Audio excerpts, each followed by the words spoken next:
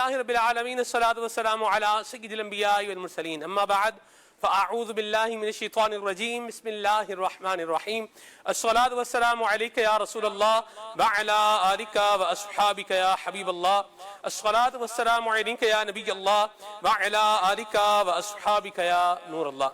اللہ تعالیٰ کے پیارے اور آخری نبی جناب محمد عربی صلی اللہ تعالیٰ علیہ وآلہ وسلم نے ارشاد فرمایا، تم مجھ پر درود پاک پڑھو اللہ تعالیٰ تم پر رحمت بھیجے گا۔ صلو علی الحبیب صلی اللہ تعالیٰ علی محمد صلی اللہ علیہ وسلم صلاۃ و سلاما علیک یا سیدی یا رسول اللہ۔ ذکر صالحین یہ انسان کے لیے کفارہ سیئات بنتا ہے، گناہوں کی معافی کا ذریعہ بنتا ہے۔ اللہ تبارک و تعالیٰ کی عبادت، اللہ تبارک و تعالیٰ کا ذکر، قرآن کی تلاوت، نماز کا ذوق اور اچھائی کا شوق دل میں پیدا کرتا ہے۔ اسی لیے ہم اولیاء کرام کا ذکر بھی کرتے ہیں، ان کی یاد بھی مناتے ہیں، ان کے تذکرے بھی سنتے ہیں، تاکہ اس سے ہمارے قلوب و اذہان مجلہ، مصفہ، منقع، روشن اور منور ہو جائیں، ہمارے خیالات، ہمارے دل کی کیفیات یہ پاک اور صاف ہو جائیں، اور ہم بھی ان سے انسپریشن لے کر، موٹیویشن لے کر اپنی قبر و آخرت کی تیاری کی کوشش کریں۔ پروگرام کھلے آنکھ صلی اللہ کہتے کہتے آپ اپنی اسکرین پر براہ راست دیکھ رہے ہیں۔ آج بھی اللہ تبارک و تعالیٰ کے ایک عظیم ولی کا ہم ذکر کریں گے۔ کن کا ذکر کریں گے یہ بھی آپ کو بتائیں گے، لیکن پہلے آئیے اللہ تبارک و تعالیٰ کا کلام سنیں گے، اور مبلغین دعوت اسلامی ہمارے ساتھ ماشاءاللہ موجود ہیں، ان کو پروگرام میں جو ہے وہ ویلکم کریں گے۔ مرحبا، خالد بھائی ہمارے ساتھ ہیں، آئیں خالد بھائی تشریف لے آئیں۔ قبلہ کاری حکیم خلیل اتاری صاحب ماشاءاللہ ذکر رسالت مآب کرنے کے لیے، اور یوں بولیے کہ گھریلو علاج بتانے کے لیے، روحانی علاج بتانے کے لیے ہمارے ساتھ تشریف موجود ہیں۔ السلام علیکم ورحمۃ اللہ وبرکاتہ۔ خالد بھائی کیسے ہیں آپ؟ خیریت سے؟ وعلیکم السلام ورحمۃ اللہ وبرکاتہ۔ قاری ظہور صاحب ماشاءاللہ السلام علیکم ورحمۃ اللہ وبرکاتہ۔ مرحبا کر سب، کیسے ہیں؟ خیریت سے؟ تلاوت کلام پاک انشاءاللہ سنیں گے، اور ترجمہ اور تفسیر بھی اس کا انشاءاللہ سنیں گے۔ بڑھتے ہیں اپنے سیگمنٹ کی جانب جس کا نام ہے پیغام قرآن۔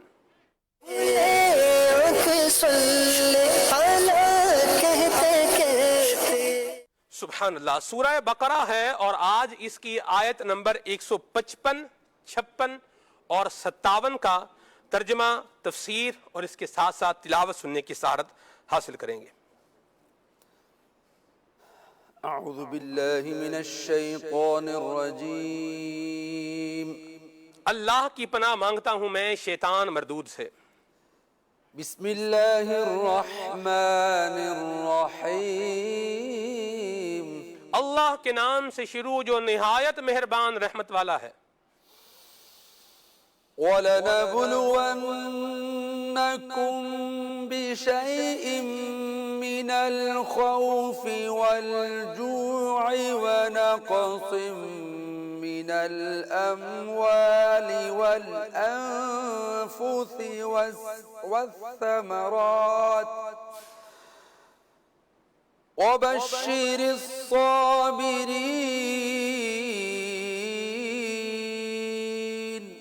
اور ہم ضرور تمہیں کچھ ڈر اور بھوک سے، اور کچھ مالوں اور جانوں اور پھلوں کی کمی سے آزمائیں گے، اور صبر کرنے والوں کو خوشخبری سنا دو۔ سورہ بقرہ کی آیت نمبر 155 کی تفسیر تعلیم القرآن میں بیان کیا گیا ہے۔ فرمایا کہ اے مسلمانوں، ہم تمہیں مختلف انداز سے آزمائیں گے۔ مثلا تمہیں بھوک یا خوف کا سامنا کرنا پڑے گا، یا تم پر مالی یا جانی نقصان اٹھانے کا معاملہ آن پڑے گا، یا تمہیں پھلوں کی کمی ہوگی۔ آزمائش سے فرما بردار اور نافرمانوں کا حال ظاہر ہو جاتا ہے، اور صبر کرنے والوں کو جنت کی بشارت ہے۔ اہم بات، حقیقی زندگی میں دشمنوں کا خوف، قحط، غربت، چوری، ڈاکہ اور مال ضائع ہونے جیسی چیزیں کبھی پیش آ جاتی ہیں۔ یوں ہی بیماری، قتل سے موت، آندھی، طوفان، برف باری یا کیڑوں وغیرہ کے حملے سے پھلوں اور پھلدار درختوں کا خراب ہو جانا بھی واقع ہو جاتا ہے۔ ان تمام احوال میں صبر کرنے کا حکم دیا گیا ہے۔ جزا کیا ہے؟ آئیے یہ بھی سماعت فرمائیے۔ الذين إذا أصابتهم مصيبة قالوا إنا لله وإنا إليه راجعون۔ وہ لوگ کہ جب ان پر کوئی مصیبت آتی ہے تو کہتے ہیں ہم اللہ ہی کی ہیں اور ہم اسی کی طرف لوٹنے والے ہیں۔ تفسیر تعلیم القرآن میں فرمایا گیا ہے کہ صبر کرنے والوں کو جنت کی بشارت دینے کے بعد اس آیت میں صبر کرنے والوں کی ایک علامت بیان کی گئی ہے کہ ان لوگوں پر جب کوئی مصیبت آتی ہے تو یہ کہتے ہیں ہم تو اللہ ہی کی ملک ہیں اور اسی کے بندے ہیں، وہ ہمارے ساتھ جو چاہے کرے، آخرت میں ہمیں اسی کی طرف لوٹ کر جانا ہے۔ اہم باتیں، نمبر 1، مصیبت پر صبر یہ ہے کہ خود کو قابو میں رکھتے ہوئے شریعت کی مقرر کردہ حدود میں رہا جائے اور خلاف شرع اقوال و افعال سے بچا جائے، یعنی جو کام شریعت کے، جو احوال شریعت کے خلاف ہیں ان سے بندہ اپنے آپ کو بچائے۔ آنسو نکلنا، رنگ تبدیل ہو جانا، یہ صبر کے خلاف نہیں ہے، کیونکہ حضور صلی اللہ علیہ وآلہ وسلم کی مبارک آنکھیں بھی اپنے فرزند حضرت ابراہیم رضی اللہ تعالی عنہ کی وفات پر آنسوؤں سے تر ہوئی تھی۔ نمبر 2، دوسری بات کیا ہے؟ فرمایا کہ جب مصیبت پہنچے تو اسی وقت صبر سے کام لیا جائے۔ اور نمبر 3، مصیبت کے وقت انا للہ و انا الیہ راجعون پڑھا جائے کہ حدیث کے مطابق اس سے رحمت الہی کا حصول اور نزول ہوتا ہے۔ اولئک علیہم صلوات من ربہم ورحمہ وَأُولَئِكَ هُمُ الْمُهْتَدُونَ۔ یہ وہ لوگ ہیں جن پر ان کے رب کی طرف سے درود ہیں اور رحمت، اور یہی لوگ ہدایت یافتہ ہیں۔ اس کی تفسیر میں فرمایا گیا ہے کہ صبر کرنے والوں کے لیے رب کریم کی طرف سے بخشش اور رحمت ہے، اور یہ لوگ حق اور ہدایت پر ہیں۔ صبر کی ایک بہت عمدہ صورت یہ ہے کہ مصیبت زدہ کو دیکھ کر اندازہ ہی نہ ہو کہ یہ مصیبت میں ہے۔ سبحان اللہ۔ الذین اذا اصابتهم مصیبت قالوا انا للہ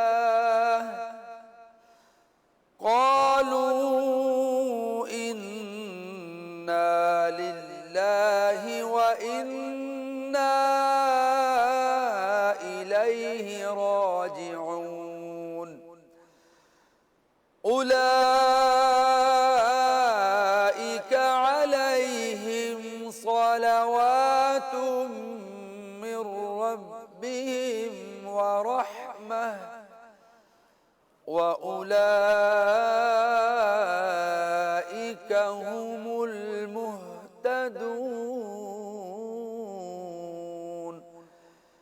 صدق اللہ العظیم۔ اللہ تعالی ہمیں تلاوت قرآن کی برکتیں بھی عطا فرمائے، اور قرآن مجید فرقان حمید کی ہدایات اور اس کی تعلیمات کے مطابق اپنی زندگی گزارنے کی توفیق عطا فرمائے، آمین، بجاہ النبی الامین علیہ وعلی آلہ افضل الصلوات والتسلیم۔ پروگرام کے اندر آج ہم ذکر کرنے جا رہے ہیں ایک زبردست عالم دین، ایک زبردست اللہ تبارک و تعالیٰ کے ولی، حضرت سیدنا امام ابو یوسف یعقوب بن ابراہیم انصاری رحمت اللہ تعالی علیہ کا۔ کیسی آپ کی حیات رہی اور کس طریقے سے آپ نے علم دین حاصل کیا، اور پھر کس طرح اس کے فروغ کے لیے آپ نے کوششیں اور کاوشیں فرمائیں، اور کیا آپ کے معمولات و مشمولات تھے، انشاءاللہ یہ باتیں آج کے پروگرام کے اندر ہم بیان کریں گے۔ اللہ تعالی ہمیں علم دین سے فیض یاب فرمائے اور علم دین سیکھنے اور اس پر عمل کرنے کی توفیق عطا فرمائے۔ علم سیکھنے کے لیے نیت کا درست ہونا بہت ضروری ہے. نیت تو ہر کام کے اندر بڑی اہمیت کی حامل ہے. بہرحال نیت اگر اللہ کی رضا ہو اور علم کے حصول کا مقصد اگر معرفت خداوندی ہو جائے, اللہ کی پہچان, اللہ تبارک و تعالیٰ کے بتائے ہوئے احکام کا نالج سیکھ کر اس پر عمل کرنے کا اگر ارادہ ہو, اور اس جستجو کے ساتھ جب بندہ علم حاصل کرتا ہے تو اس پر علم نافع کا فیضان برستا ہے. علم کی مثال ایک بارش کی سی بھی ہے کہ بارش تو ہوتی ہے, زرخیز زمین پر ہو تو وہاں سے جو ہے وہ گلشن پر ہو تو وہاں پھول مہکیں گے اور خوشبوؤں سے سارا یوں بولیں کہ معاملہ معطر اور منبر ہو جائے گا ہر جگہ, بلکہ آپ قریب سے بھی گزریں گے تو آپ کو خوشبوؤں کے کیا ہوں گے, ہلے آئیں گے. بعض جگہوں پر پاکستان کے اندر جو ہے وہ پھولوں کی کاشت جو ہے یہ کی جاتی ہے. یہ حیدرآباد سے اگر میرپور خاص کی جانب اور میرپور خاص سے اگر عمر کوٹ کی جانب جائیں تو یہاں پر بھی ایک رستہ جو ہے وہ آتا ہے کہ جس کے قریب آپ کو گلاب کے پھول جو ہے وہ ان کی فصلیں ملیں گی, باقاعدہ ان کی جو ہے وہ کاشت کی جاتی ہے. اسی طرح آپ گڑھا موڑ اور ٹبہ سلطان پور اور اس طرف اگر جو ہے وہ سفر کریں تو یہاں پر بھی جو ہے وہ ایک بڑا زبردست معاملہ ہے گلاب کی کاشت کا, اصلی گلاب کی کاشت کا. اور وہ جب آپ اس کے کھیت کے پاس سے گزرتے ہیں تو یوں اس سے جب ہوا آتی ہے تو مشام دماغ کو جو ہے معطر کر دیتی ہے. آپ یقین مانیے بڑا ایک فرحت بخش جو ہے وہ انسان کو کیفیت کا جو ہے وہ سامنا ہوتا ہے. تو بارش اگر گلشن پر برسے گی, وہاں سے پھول مہکیں گے اور خوشبوؤں سے فضا کو مہکا دیں گے, اور یہی بارش اگر کچرا کنڈی پر پڑے تو وہاں سے بدبو کے بھبکے اٹھیں گے, تعفن اور بیماریاں پھیلیں گی. اللہ تبارک و تعالی ہمیں جو ہے وہ شر سے بچائے اور ہمیں درست نیت کے ساتھ علم حاصل کرنے کی توفیق عطا فرمائے, اور ہم میں اللہ تبارک و تعالی علم نافع عطا فرمائے. آمین بجاہ النبی الامین علیہ وعلی آلہ افضل الصلوات والتسلیم. مدنی چینل کے ناظرین, قبلہ کاری حکیم خلیل تاری صاحب ماشاءاللہ ہمارے ساتھ ہیں, اور ماشاءاللہ کیا پیارا انداز ہے. نبی پاک کا پسندیدہ رنگ سفید رنگ آقا کریم نے پسند فرمایا ہے, اس کا لباس ماشاءاللہ ذیب تن فرمایا ہوا ہے سنت کے مطابق ماشاءاللہ, آدھی پنڈلی تک, پھر ساتھ میں جو ہے وہ 2 جیبیں بھی ہیں, اور پھر مسواک والی جیب میں یہ کیا ہے یہ میں دیکھنے کی جو ہے نا کوشش کروں, پر میرے پاس تو الحمدللہ مسواک موجود ہے, اور مسواک بھی ہونی چاہیے پاس, اور اس کو بندہ سینے سے لگا کے رکھے. اور کیونکہ رب کو راضی کرنے والی ہے مسواک, منہ پاکیزہ کرنے والی ہے مسواک. آقا کریم کو پسند تھی تو یہ پسند ہمارے پاس کیا ہے ہونی چاہیے. اور یہ بھی اصل میں عرض کروں تو حضور کی محبت کے اظہار کا کیا ہے ایک طریقہ ہے کہ جو آقا کریم کو چیز پسند تھی اس کو ہم نے کیا کیا ہوا ہے, اپنے سینے سے لگایا ہوا ہے. تو اللہ پاک ہمیں مسواک کرنے کی بھی توفیق عطا فرمائے. کلام کون سا سنائیں گے جی خلیل بھائی؟ سنت کے مطابق ماشاءاللہ امامہ شریف بھی ہے, زلفیں بھی. خلیل بھائی آپ تو آج قابل رشک لگ رہے ہیں ماشاءاللہ, میرا بھی ذہن بن رہا ہے دوبارہ زلفیں رکھنے کا. تو چلے اللہ توفیق عطا فرمائے. خالد بھائی کی بھی زلفیں ہیں ماشاءاللہ, کیا بات ہے جی, قربان میں ان کی بخشش. واہ واہ واہ, مرحبا. جی سنائیں. صلو علی الحبیب صلی اللہ تعالی علی محمد کے لیے حصول ثواب کے لیے آئیے مل کر کلام میں شامل ہو جائیں, مل کر درود پاک پڑھیے. صلی اللہ علیہ یا رسول اللہ وسلم علیہ یا حبیب اللہ. دکھوں نے تم کو جو گھیرا ہے تو درود پڑھو, جو حاضری کی تمنا ہے تو درود پڑھو. صلی اللہ علیہ یا رسول اللہ وسلم علیک یا حبیب اللہ.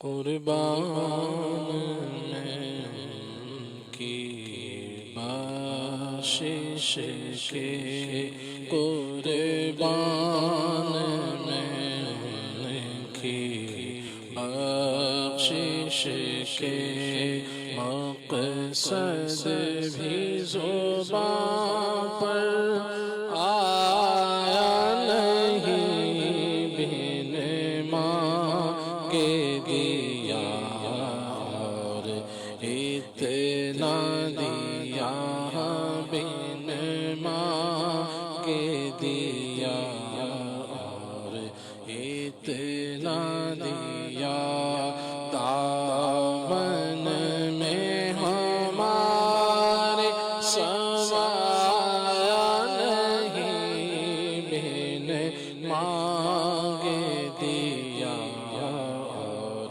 اتنا دیا بن مانگے دیا اور اتنا دیا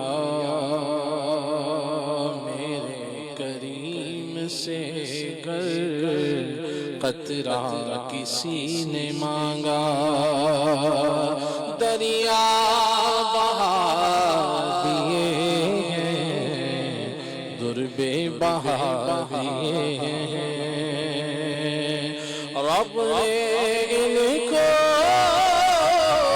بنایا ہے قاسم چاہے جو التجا کرے کوئی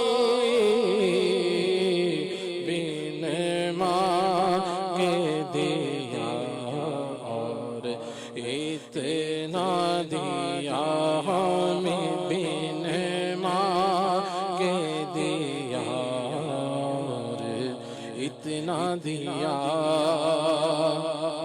جتنا دیا سرکار نے مجھ کو اتنی میری اوقات نہیں یہ تو کرم ہے ان کا ورنہ مجھ میں تو ایسی بات نہیں بن مانگے دیا اور اتنا دیا بن مانگے دیا اور اتنا دیا مانگیں گے مانگے جائیں گے منہ مانگے پائیں گے سرکار میں نہ حاجت اگر کی ہے بن مانگے دیا اور اتنا دیا ایمان ملا ان کے صدقے قرآن ملا ان کے صدقے ایمان ملا ان کے صدقے قرآن ملا ان کے صدقے رحمان ملا ان کے صدقے رحمان ملا ان کے صدقے وہ کیا ہے جو ہم نے پایا نہیں بن مانگے دیا اور اتنا دیا کوئی آ جائے طلب سے بھی سوا دیتے ہیں، آئے بیمار تو ہر دکھ کی دوا دیتے ہیں، گالیاں دیتا ہے کوئی تو دعا دیتے ہیں، دشمن آ جائے تو چادر بھی بچھا دیتے ہیں، قربان ہونے کی بخشش کے کسی کا احسان کیوں اٹھائیں، کسی کو حالات کیوں بتائیں، تمہیں سے مانگیں گے تم ہی دو گے، تمہارے در سے ہی لو لگی ہے، بن مانگے دیا اور اتنا دیا، ان کا تو شعار کریمی ہے، مائل بعطا ہی مائل بکرم ہی رہتے ہیں، ان کا تو شعار کریمی ہے، مائل بعطا ہی رہتے ہیں، جب یاد کیا صلی علی، جب یاد کیا صلی علی، وہ آ ہی گئے تڑپایا نہیں، جب یاد کیا صلی علی، واللہ وہ سن لیں گے فریاد کو پہنچیں گے، اتنا بھی تو کوئی جو آہ کرے دل سے، جب یاد کیا ہے صلی علی، وہ آ ہی گئے تڑپا نہیں، قربان میں ان کی بخشش کے، دل بھر گئے منگتوں کے، لیکن دینے سے تیری نیت نہ بھری، جو آیا اسے بھر بھر کے دیا، جو آیا اسے بھر بھر کے دیا، جو آیا اسے بھر بھر کے دیا، محروم کوئی لوٹایا نہیں، جو آیا اسے بھر بھر کے دیا، مانگتے خالی ہاتھ نہ لوٹے، کتنی ملی خیرات نہ پوچھو، ان کا کرم پھر ان کا کرم ہے، ان کے کرم کی بات نہ پوچھو، ہماری ساری ضرورتوں پر کفایتوں کی نظر ہے ان کی، وہ جھولیاں بھر رہے سب کی، کرم کے موتی لٹا لٹا کر، جو آیا اسے بھر بھر کے دیا، جو آیا سے بھر بھر کے دیا، واہ کیا جود و کرم ہے شہبت تیرا، نہیں سنتا ہی نہیں مانگنے والا تیرا، ان کے ہاتھ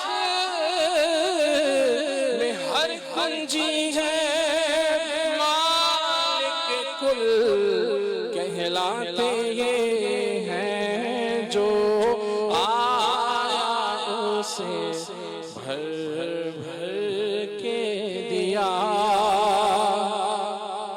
محروم کوئی لوٹایا نہیں، جو آیا اسے بھر بھر کے دیا، خورشید قیامت کی گرمی، مانا کہ قیامت ہی ہوگی،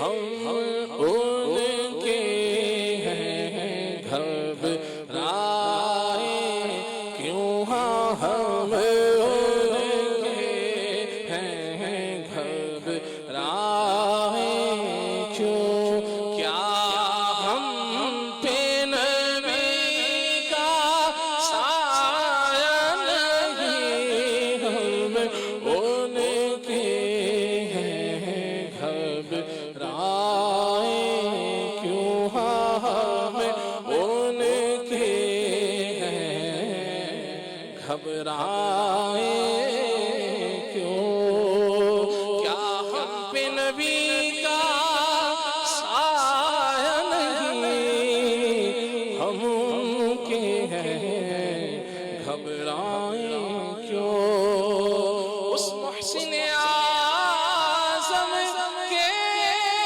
یوں تو خالد پہ ہزاروں احسان ہے، قربان مگر اس احسان کے، قربان مگر اس احسان کے، احسان بھی کیا تو جتایا نہیں، قربان مگر اس احسان کے، احسان بھی کیا تو جتایا نہیں، قربان مگر اس احسان کے، احسان بھی کیا تو جتایا نہیں، قربان میں ہوں کی بخشش کے، مقصد بھی زبان پر آیا نہیں، بن مانگ دیا اور اتنا دیا، دامن میں ہمارے سمایا نہیں، بن مانگ دیا اور اتنا دیا۔ واہ واہ، مرحبا مرحبا مرحبا، کیا بات ہے خلیل بھائی، اللہ آپ کو برکت دے۔ خالد بھائی، خلیل بھائی کا کمال ہے، حضور قبلہ رکن شورا حضرت مولانا حاجی ابو ماجد شاہد اتاری مدنی، آپ بھی ماشاءاللہ پروگرام میں ہمارے ساتھ جو موجود ہیں، جلوہ فرما ہیں۔ خلیل بھائی کی سارا خاصیت ہے کہ یہ کلام پڑھتے ہیں تو اس کو اپنا بنا لیتے ہیں، یعنی اس کی طرز کو اپنا بنا لیتے ہیں۔ یہ بڑی یوں بولیے خالد بھائی، ایک یوں بولیے کہ ایک مہارت کی بات ہے، جسے اللہ کی نصیب فرمائے اسی کو ملتا ہے، ورنہ بعض اوقات کیا ہوتا ہے کلام آتا ہے اسی طرز میں اس کو پڑھا جاتا ہے تو اس کا مزہ آتا ہے، لیکن بعض اوقات کیا ہے کہ آپ اس میں ایک چیز اپنی جو ہے وہ اس میں ملاتے ہیں تو وہ اس کی خوبصورتی کے اندر کیا ہو جاتا ہے، اضافہ ہو جاتا ہے۔ یہ ملکہ، یہ حسن جو ہے یہ کم ہی لوگوں کے پاس ہوتا ہے، اور اللہ پاک کی عطا ہے جسے اللہ عطا فرمائے۔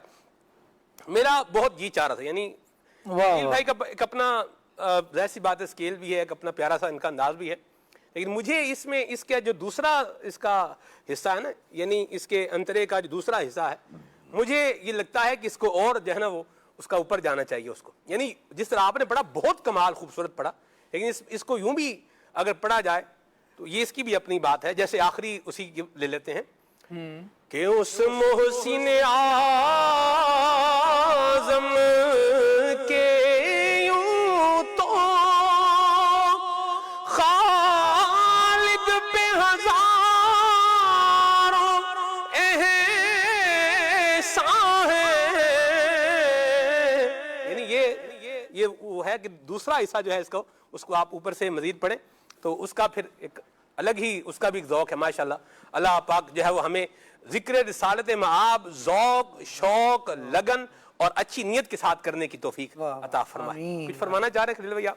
لگ رہا ہے مجھے کچھ کہنا چاہ رہے ہیں. جی جزاک اللہ خیرہ, آپ نے حوصلہ افزائی فرمائی, مگر جس طرح آپ پڑھ رہے ہیں درست طریقہ یہی ہے. جزاک اللہ خیرہ, اللہ میں برکت اس کو جیسے وہ اسکیل ہوتا ہے نا پڑھنے کے دوران, کبھی اوپر ہوتا ہے تو پھر وہ زیادہ یہ بھی ہنر کی بات ہے خلیل بھائی, یہ بھی ایک ہنر کی بات ہے. یعنی آپ ایک کام شروع کیا ہے, اس کو پایا تکمیل تک پہنچانا, اس کو خراب نہیں کرنا. یہ کاریگر کو پتہ ہوتا ہے کیا چیز شروع کی گئی ہے جی, اور اس کو نبھایا کیسے جائے گا. مرحبا. تو یہ بھی اللہ ہمیں سینس عطا فرمائے کہ کام ہے, بعض اوقات بندہ اس کو شروع کرتا ہے تو رفتار کبھی سلو بھی کرنی پڑ جاتی ہے, کبھی تیز بھی کرنی پڑ جاتی ہے. تو اس کا فیصلہ جو ہے وہ بندے کو بر وقت کرنا چاہیے اور درست انداز میں کرنا چاہیے. تو یہ بولیے کام بھی ہو جاتا ہے اور چیز کے حسن میں بھی کیا ہے کمی نہیں آتی. بہرحال اللہ ہمیں عافیت اور سلامتی کا عطا فرمائے اور ذکر رسالت مآب کرنے کی بھی توفیق عطا فرمائے. حضرت امام ابو یوسف رحمۃ اللہ تعالی علیہ, آپ ایک اللہ تبارک و تعالیٰ کے عظیم ولی بھی ہیں, کیونکہ آپ ایک عظیم ولی امام افخم سراج امہ حضرت امام اعظم امام ابو حنیفہ رحمۃ اللہ تعالی علیہ کہ جن کا ڈنکا چہار دانگ عالم میں بج رہا ہے, ان کے شاگرد رشید ہیں. علم کی بھی اپنی شان ہے اور پھر عمل کا بھی کیا ہے ایک اپنا ہی مقام ہے. اللہ کریم ہمیں یہ دونوں چیزیں جو ہے وہ نصیب فرمائے, علم بھی عطا فرمائے اور اس پر عمل کرنے کی توفیق بھی عطا فرمائے. سر یہ حضرت امام ابو یوسف کا اگر بیک گراؤنڈ دیکھیں, بعض اوقات ایسا ہوتا ہے کہ انسان کے فیملی بیک گراؤنڈ بڑا مضبوط ہوتا ہے, تو اس کی وجہ سے وہ کیا کرتا ہے, جو لیگیسی اس کو ملی ہوتی ہے اسی کو آگے وہ سسٹین کر کے جو ہے وہ چلتا ہے. لیکن بعض اوقات دیکھا جاتا ہے کہ بندے کا بیک گراؤنڈ تو اتنا مضبوط نہیں ہوتا, لیکن اللہ پاک کی رحمت سے وہ اچھے اعمال کرتا ہے, محنت کرتا ہے, پھر اللہ اس میں برکت عطا فرماتا ہے اور یوں زمانے میں اس کا ایک نام ہو جاتا ہے. تو ان کے اگر امام ابو یوسف کے بیک گراؤنڈ کو دیکھا جائے تو کیا فرمائیں گے آپ؟ بسم اللہ الرحمن الرحیم. امام محمد یوسف یعقوب بن ابراہیم رحمۃ اللہ علیہ یہ غریب گھرانے سے تعلق رکھتے تھے. ایک روایت کے مطابق آپ کے والد صاحب کا انتقال ہو گیا تھا اور آپ کی حالت یتیمی تھی, اور دوسری روایت میں یہ ہے کہ والد صاحب موجود تھے. بہرحال آپ بہت غریب تھے, غریب خاندان سے تعلق رکھتے تھے اور غربت کی وجہ سے گھر میں کھانے پینے کے لیے کچھ ہوتا نہیں تھا. تو ان کی والدہ نے جو ہے وہ ان کو ایک دھوبی کے ہاں بھیجا تاکہ وہ کام سیکھ جائے اور پھر گھر کا جو ہے وہ سلسلہ آگے بڑھے روزی روزگار کا. تو اب انہوں نے جو ہے وہ دھوبی کے پاس جانا شروع کیا. تو ایک دن جا رہے تھے تو راستے میں امام اعظم ابو حنیفہ رحمۃ اللہ علیہ طلبہ کو پڑھا رہے ہیں مسجد میں, تو ان کا میلان بچپن سے ہی علم کی جانب تھا. تو یہ آپ کی خدمت میں بیٹھ گئے اور پڑھنا شروع کر دیا. آپ کو بڑا مزہ آیا, بڑا لطف آیا. اور پھر جو ہے وہ والدہ نے ایک دن پوچھ لیا کہ ہاں کیسا کام کہاں تک سیکھ لیا ہے. تو انہوں نے عرض کیا کہ میں تو امام صاحب کی خدمت میں جاتا ہوں اور وہاں جا کے پڑھتا ہوں. صحیح. تو آپ نے کہا کہ نہیں, اب تم نے امام صاحب کے پاس نہیں جانا, دھوبی کے پاس جانا ہے. صحیح. اچھا, اب والدہ کی اطاعت, اب وہ دھوبی کے پاس چلے گئے لیکن وہاں دل نہیں لگتا تھا. صحیح.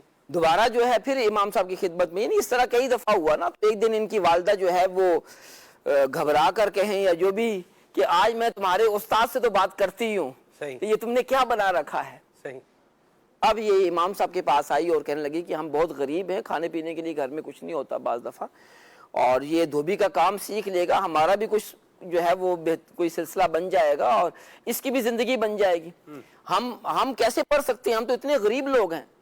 امام صاحب مسکرائے اور فرمایا کہ تم ایک وقت آئے گا کہ تمہارا بیٹا جو ہے وہ باداموں سے بنا ہوا دیسی گھی کا حلوہ اور بہترین فلودہ کھائے گا۔ کیا بات۔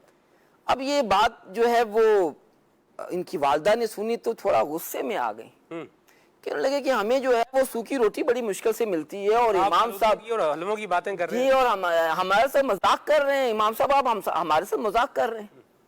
تو امام صاحب نے کہا کہ نہیں، ایسی بات نہیں ہے، آپ کا جو بیٹا ہے وہ بہت ترقی کرے گا اور ایسا ہوگا۔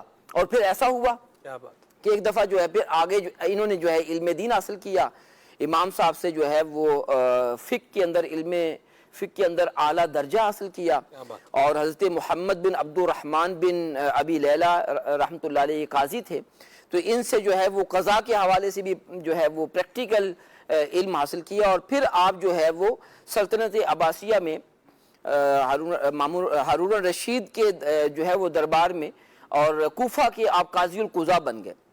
بادشاہ نے ان کی دعوت دی، اور اس دفعہ جب دعوت کے انواع و اقسام کے کھانے دسترخوان پر موجود تھے تو بادشاہ نے کہا کہ امام صاحب آج آپ کے لیے میں نے دیسی گھی سے بنا ہوا باداموں کا حلوہ اور بہترین فلودہ اسپیشل آپ کے لیے تیار کیا ہے۔ کیا بات۔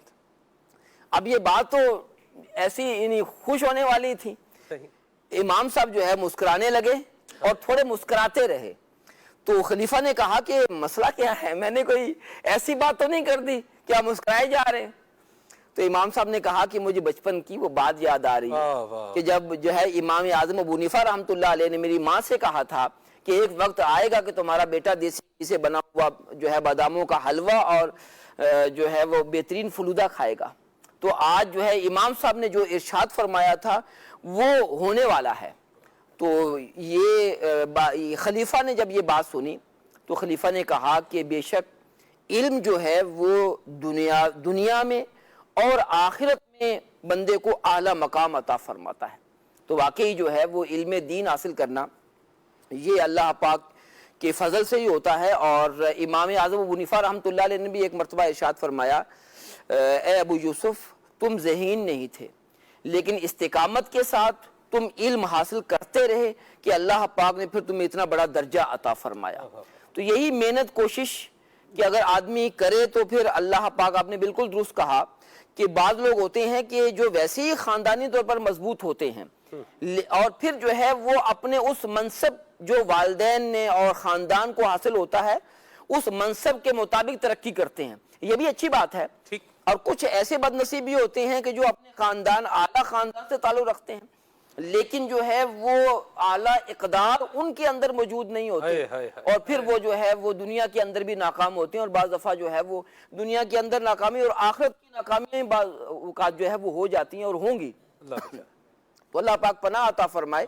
ہاں، اس آدمی کی کتنی بڑی کامیابی ہے کہ یتیمی کی حالت ہے، غربت ہے، والدین جو ہے وہ پڑھانا نہیں چاہتے، اس سب کے باوجود جو ہے وہ علم کی طرف راغب ہوتے ہیں، استقامت کے ساتھ علم حاصل کرتے ہیں، دل لگا کر لگن کے ساتھ جو ہے وہ یہ منزلیں طے کرتے ہیں اور پھر اتنے بڑے مقام پر جو ہے وہ فائز ہوتے ہیں۔ تو یہ ہمارے لیے لوگوں کے لیے عمومی طور پر لوگوں کے لیے یہ آئیڈیل ہوتے ہیں، جو ہے ان سے ہمیں پھر جو ہے وہ سبق حاصل کرنا ہوتا ہے۔ کیا بات ہے، بہت خوبصورت گفتگو فرمائے سر، اللہ آپ کو برکت سلامتی عطا فرمائے۔ یہاں ایک اور بات بھی میں ایڈ کرنا چاہوں گا کہ آپ دیکھیں کہ حضرت امام اعظم رحمۃ اللہ تعالی علیہ نے آپ کو دیکھا کہ آپ قابل ہیں، آپ کے اندر لگن ہے، آپ کے اندر جستجو ہے، تو پھر آپ کی جو علم دین حاصل کرنے کی راہ میں ہرڈل تھی، رکاوٹ تھی، اس رکاوٹ کو دور فرمایا، آپ کی کفالت کا ذمہ جو ہے وہ خود اٹھایا اور باقاعدہ طور پر جو ہے وہ وظیفہ آپ نے مقرر فرمایا، اور پھر ساتھ میں یہ بھی فرمایا کہ اگر کبھی بھول جاؤں تو مجھے یاد بھی جو ہے وہ دلا دینا۔ تو میں چاہوں گا کہ لگے ہاتھوں اس عنوان پر بھی جو ہے وہ ہم بات کریں، اب اس پہ گفتگو فرمائیں کہ اگر ہم دیکھتے ہیں کہ اگر کوئی طالب علم ہے وہ واقعی یوں بولیے کہ اس کے اندر ایک جستجو ہے، ایک سپارک ہے، تو اس کی علمی ضرورت کو پورا کرنا اور اس کی کفالت کی ذمہ داری اٹھا لینا یہ بھی بڑی ایک زبردست جو ہے وہ نیکی ہے۔ کیا فرماتے ہیں؟ جی بالکل آپ درست فرما رہے ہیں کہ جس کے اندر جو ہے وہ کوئی چیز علم حاصل کرنے کی لگن ہے تو اس کے ساتھ ہمیں تعاون کرنا چاہیے، اور جیسے آپ نے امام اعظم ابو حنیفہ رحمۃ اللہ علیہ کے حوالے سے ذکر کیا کہ انہوں نے ان کی کفالت کی، اور امام ابو یوسف رحمۃ اللہ علیہ نے اس کفالت کی جو تفصیلات بیان کی ہیں وہ ہمیں جو ہے وہ سیکھنے والی ہیں. یعنی جو یہ چاہتا ہے کہ میں ایسے لوگوں کے ساتھ تعاون کروں تو تعاون کرنے کا انداز کیا ہونا چاہیے. تو یہ جیسے وہ امام صاحب کا جو انداز ہے نا وہ اہل ثروت کے لیے بہت سیکھنے کا مقام ہے. کیا بات کہ آپ نے جو ہے وہ وظیفہ مقرر کر دیا. امام ابو یوسف رحمۃ اللہ علیہ فرماتے ہیں کہ مجھے 100 درم کی تھیلی دیا کرتے تھے. واہ واہ واہ. اور پھر آپ کی جو ہے وہ فراست بھی ابھی وہ جیسے ہی تھیلی ختم ہوتی تو ایک اور تھیلی دے دیا کرتے تھے. آپ فرماتے ہیں کہ اتنا عرصہ انہوں نے ہماری کفالت کی اور کبھی ایک مرتبہ موقع نہیں آیا کہ میں نے عرض کیا ہو کہ علی جا وہ رقم ختم ہو گئی ہے آپ کچھ. یعنی انداز دیکھیے کہ آپ یہ کیسے ہوتا ہے, کیوں ہوتا ہے کہ جب آدمی ایک کام پر کمال نظر رکھتا ہو, توجہ رکھتا ہو کہ میں نے کیا کرنا ہے اور بھولنا نہیں ہے. تو یہ جو ہے وہ کفالت کا انداز تھا. اور پھر دیکھیے اچھا حضرت ابو یوسف رحمۃ اللہ علیہ کا ایک اور بھی بات تھی. خاندانی طور پر یوں تو آپ کے والدین غریب تھے لیکن نسبی طور پر آپ کا تعلق صحابی رسول حضرت سعد الانصاری رضی اللہ تعالیٰ سے مل جاتا ہے. اور حضرت سعد الانصاری رضی اللہ تعالیٰ عنہ وہ پیارے صحابی ہیں, انصاری صحابی ہیں کہ جن کے اندر بڑا جوش اور ولولہ تھا جہاد کا. اور جب غزوہ احد کا موقع آیا تو یہ حاضر ہوئے لیکن آپ چھوٹے تھے. پیارے آقا علیہ الصلوۃ والسلام نے جو ہے ان کی عمر کم ہونے کی وجہ سے ان کو واپس بھیج دیا کہ آپ کی عمر نہیں ہے. لیکن اس کے باوجود اس کے بعد جتنے بھی غزوات ہوئے اور جنگیں ہوئیں آپ نے اس میں بھرپور حصہ لیا. پیارے آقا علیہ الصلوۃ والسلام نے کیا دیکھا کہ حضرت سعد الانصاری جو ہیں وہ بڑے جوش اور جذبے اور ولولے کے ساتھ جو ہے وہ جہاد کر رہے ہیں. تو آپ نے پیار سے ان کو اپنے قریب بلایا. عمر چھوٹی ہے لیکن جذبہ اور ولولہ جو ہے وہ دیکھ کر آپ نے پیار سے آپ کے سر پر اور پیشانی پر ہاتھ رکھا. میں قربان جاؤں. حضرت ابو یوسف رحمۃ اللہ علیہ فرماتے ہیں کہ ہمارے خاندان کے اندر یا جو مجھے مقام ملا ہے یہ پیارے آقا علیہ الصلوۃ والسلام کے ان ہاتھوں کی ان پیار بھرے برکت ہے. اور علماء لکھتے ہیں کہ امام یوسف رحمۃ اللہ علیہ بہت خوبصورت تھے اور ان کے چہرے پر ایک جو ہے وہ چمک نظر آتی تھی جیسے جو ہے وہ تیل لگایا ہوا ہو. اور یہ اسی جو ہے پیارے آقا علیہ الصلوۃ والسلام کے جو مبارک ہاتھ لگے تھے اسی کی روشنی تھی. تو امام یوسف رحمۃ اللہ علیہ جو ہے وہ آپ کا یہ انداز تھا. بہرحال آپ نے جو سوال کیا تھا کہ امام ابو حنیفہ رحمۃ اللہ علیہ نے کفالت کی اور کفالت کرنے والوں کو اس میں بہت سارا درس ہے کہ الحمدللہ جامعۃ المدینہ ہے دعوت اسلامی کے, مدرسۃ المدینہ ہے اور دارالمدینہ اور دیگر جو ہے وہ تعلیمی شعبہ جات ہیں اور رب کی رحمت ہے. ابھی میں ایک سفر میں تھا اور میں ایک دارالعلوم میں حاضر ہوا اور وہاں پر جو ہے ایک عالم دین کی زیارت کا شرف حاصل ہوا اور وہ پوچھ رہے تھے تعلیمی اداروں کے بارے میں, بالخصوص دارالمدینہ کے بارے میں. تو میں انہیں بتا رہا تھا کہ رب کا کرم ہے کہ دنیا بھر میں جو ہے وہ الحمدللہ دارالعلوم بھی, یہ جامعۃ المدینہ مدرسۃ المدینہ تو قائم ہی ہیں, جو ہے دارالمدینہ بھی قائم ہو رہے ہیں. تو بڑی خوشی کا اظہار کر رہے تھے الحمدللہ. تو دعوت اسلامی نے تعلیمی میدان کے اندر اپنا ایک زبردست رول ادا کیا ہے الحمدللہ. اور الحمدللہ عز و جل جملہ دینی کاموں کے لیے 12 اکتوبر کو ٹیلی تھون بھی ہونے والا ہے. تو اہل ثروت کو چاہیے کہ دل کھول کر جو ہے ان تعلیمی اداروں کے ساتھ دعوت اسلامی کے ساتھ جو ہے وہ تعاون کریں. اور دعوت اسلامی کا جو بجٹ ہے وہ اگر دیکھا جائے تو تعلیمی اداروں میں جو بجٹ ہوتا ہے نا سلمان بھائی وہ سب سے زیادہ ہے. رب کی رحمت ہے. یوں سمجھیے کہ دعوت اسلامی کا اربوں کا بجٹ ہے اور اس میں جو ہے وہ زیادہ بجٹ جو ہے وہ تعلیمی اداروں کے لیے ہے. تو یہ امیر اہل سنت علامہ محمد ریاض قادری صاحب کی دور اندیشی ہے اور آپ کا ایک بڑا ویژن ہے کہ اگر ہم قوم کے اندر انقلاب لانا چاہتے ہیں, ان کی زندگی کو بہتر کرنا چاہتے ہیں دنیا کی اور آخرت کی, تو پھر ہمیں جو ہے وہ ان کے اندر علم کی روشنی جو سے ان سب کو منور کرنا ہے. بس امیر اہل سنت کا یہ ذوق و شوق, خود بھی امیر اہل سنت علم دین سے محبت کرتے ہیں, علم دین کی جستجو میں لگے ہی رہتے ہیں. اور میں عام طور پر کہتا ہوں کہ امیر اہل سنت وہ ہستی ہیں کہ جن کا ہر دن جو ہے یعنی ہر دوسرا دن, یعنی ایک تو آج کا دن ہے, ہر دن جو ہے علم کی ترقی جو ہے وہ ہمیں نظر آتی ہے. کیوں کہ آپ کتابوں کا مطالعہ ایسے انہماک جو ہے وہ سے کرتے ہیں اور ایسے ڈیپلی مطالعہ کرتے ہیں کہ ہم تو مطالعہ برائے مطالعہ کرتے ہیں اور امیر اہل سنت جو ہے وہ عمل کرنے کے لیے اور عمل کروانے کے لیے مطالعہ کر رہے ہوتے ہیں, پریکٹس پریکٹیکل جو ہے وہ اپنے اس علم کو پریکٹیکل زندگی کے اندر کس طرح لایا جا سکتا ہے، اس کے لیے مطالعہ کرتے ہیں، اور پھر اللہ پاک نے آپ کو جو عزتوں سے نوازا ہے زمانہ جانتا ہے۔ الحمدللہ، سبحان اللہ۔ جامعات المدینہ کے ساتھ جو ہے وہ تعاون کرنا اور اس میں اپنا کنٹریبیوشن کرنا اور حصہ ملانا، خالد بھائی یہ بھی تو طلباء علم دین کی کفالت کرنے والی جو ہے وہ بات ہے، اور ایک صدقہ جاریہ کا بہترین ایک معاملہ ہے، کیا فرمائیں گے اس پر؟ بالکل، نبی رحمت صلی اللہ تعالیٰ علیہ وآلہ وسلم نے انسان کی باقی رہنے والی نیکیوں میں اس علم کو بیان فرمایا کہ جس سے بعد میں نفع اٹھایا جاتا رہے، اور علماء بیان کرتے ہیں کہ کسی طالب علم کی خدمت کر دینا اور اس کی کفالت کرنا کہ وہ اپنے علم کو توجہ سے حاصل کر پائے، اور پھر اس کے ذریعے سے جتنا علمی کام ہوتا رہے گا تو وہ جس نے مدد کی ہے اس کے عالم بننے میں، اس کے لیے بھی مسلسل ثواب جاریہ کا ایک سلسلہ اور سبب بن جائے گا۔ یہ وہ بڑا پیارا شعر علی بھائی نے پڑھا تھا کہ ہماری ساری ضرورتوں پر کفالتوں کی نظر ہے ان کی، اور یہی چیز ہم امام اعظم رحمۃ اللہ تعالیٰ علیہ کی سیرت سے بھی سیکھ رہے ہیں کہ بڑوں نے جن افراد کو بڑا بنایا ہے نا، صرف ایسا نہیں ہے کہ ان کو ٹریک دے دیا، اس ٹریک پر چلنا کس طرح سے ہے وہ بھی بتایا ہے، اور اگر چلنے میں رکاوٹ آ رہی ہے تو ہاتھ تھام تھام کر آگے بڑھایا ہے۔ یہ جو انداز ہے نا مستقل خبر گیری کرنے کا، اور امام ابو یوسف جو فرماتے ہیں کہ میں نے کبھی امام اعظم سے نہیں مانگا، تو دو چیزیں سامنے آتی ہیں ہمارے، ایک چیز خودداری والی ہے، اور دوسری چیز یہ ہے کہ جو کفالت کرنے والا ہے وہ بھی سامنے والے کی محتاجی کا منتظر نہ رہے، کیا بات کہ یہ محتاج ہو جائے گا تو میں احسان کرنے کے لیے جاؤں گا۔ یہاں خدمت والا ذہن ہوا کرتا ہے، جب خدمت کے جذبے کے ساتھ خدمت کے جو انداز ہیں اسی کو اختیار کرتے ہوئے بندہ آگے بڑھتا ہے نا، تو پھر وہاں محبت بھی آتی ہے، وہاں برکت بھی آتی ہے۔ ورنہ عام طور پر آپ یہ دیکھیں گے کہ لوگوں میں خلیج بہرحال قائم رہتی ہے، احسان اپنی طرف کیے جا رہے ہیں، اور جو احسان مند جس کو ہونا چاہیے، جو احسان لے رہا ہے وہ احسان مند بھی نہیں ہوتا، کیونکہ اس نے بھی تو اپنی نیکی کو اللہ تبارک و تعالیٰ کی رضا کے لیے کیا نہیں تھا، اور جو صلہ ملنا چاہیے تھا پھر وہ محبتوں کی صورت میں سامنے آتا، وہ بھی نہیں آ رہا ہوتا۔ اس کی وجہ یہ ہوتی ہے کہ اچھی نیتیں نہیں ہوتی۔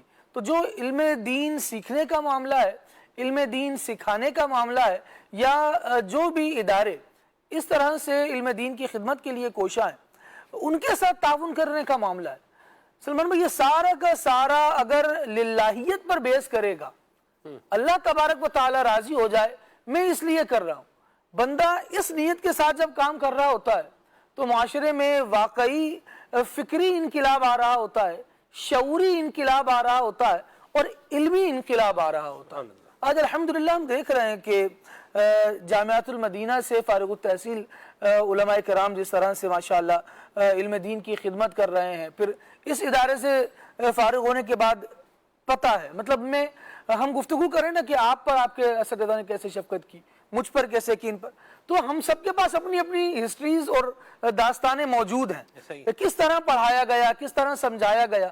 کتنے لوگ ایسے تھے کہ جو جیسے امام ابو یوسف کے واقعے میں ہم بات کر رہے ہیں، تو کئی مرتبہ ان کے ساتھ بھی تو ایسا ہوا نا کہ والد اٹھا کر لے گئے درس سے کہ بھائی کچھ پڑھ لو، کچھ کر لو، پڑھنا ہمارا کام نہیں، ہمارا کام کرنا ہے، ہم کما کر کھائیں گے۔ تو کچھ انداز یوں بھی تھا کہ کما کر تو کھانا، امام اعظم رحمۃ اللہ تعالیٰ علیہ جو خود زبردست تاجر ہیں تو وہ بھی تو کما کر ہی کھا رہے، لیکن جب علم کا فیضان ساتھ ہے تو وہ کفالتیں فرما کر بھی لوگوں کو آگے بڑھا رہے ہیں۔ جب یہ والا انداز آ جاتا ہے نا طبیعت میں تو اس کا نکھار الگ ہے، اس کی بہار الگ ہے۔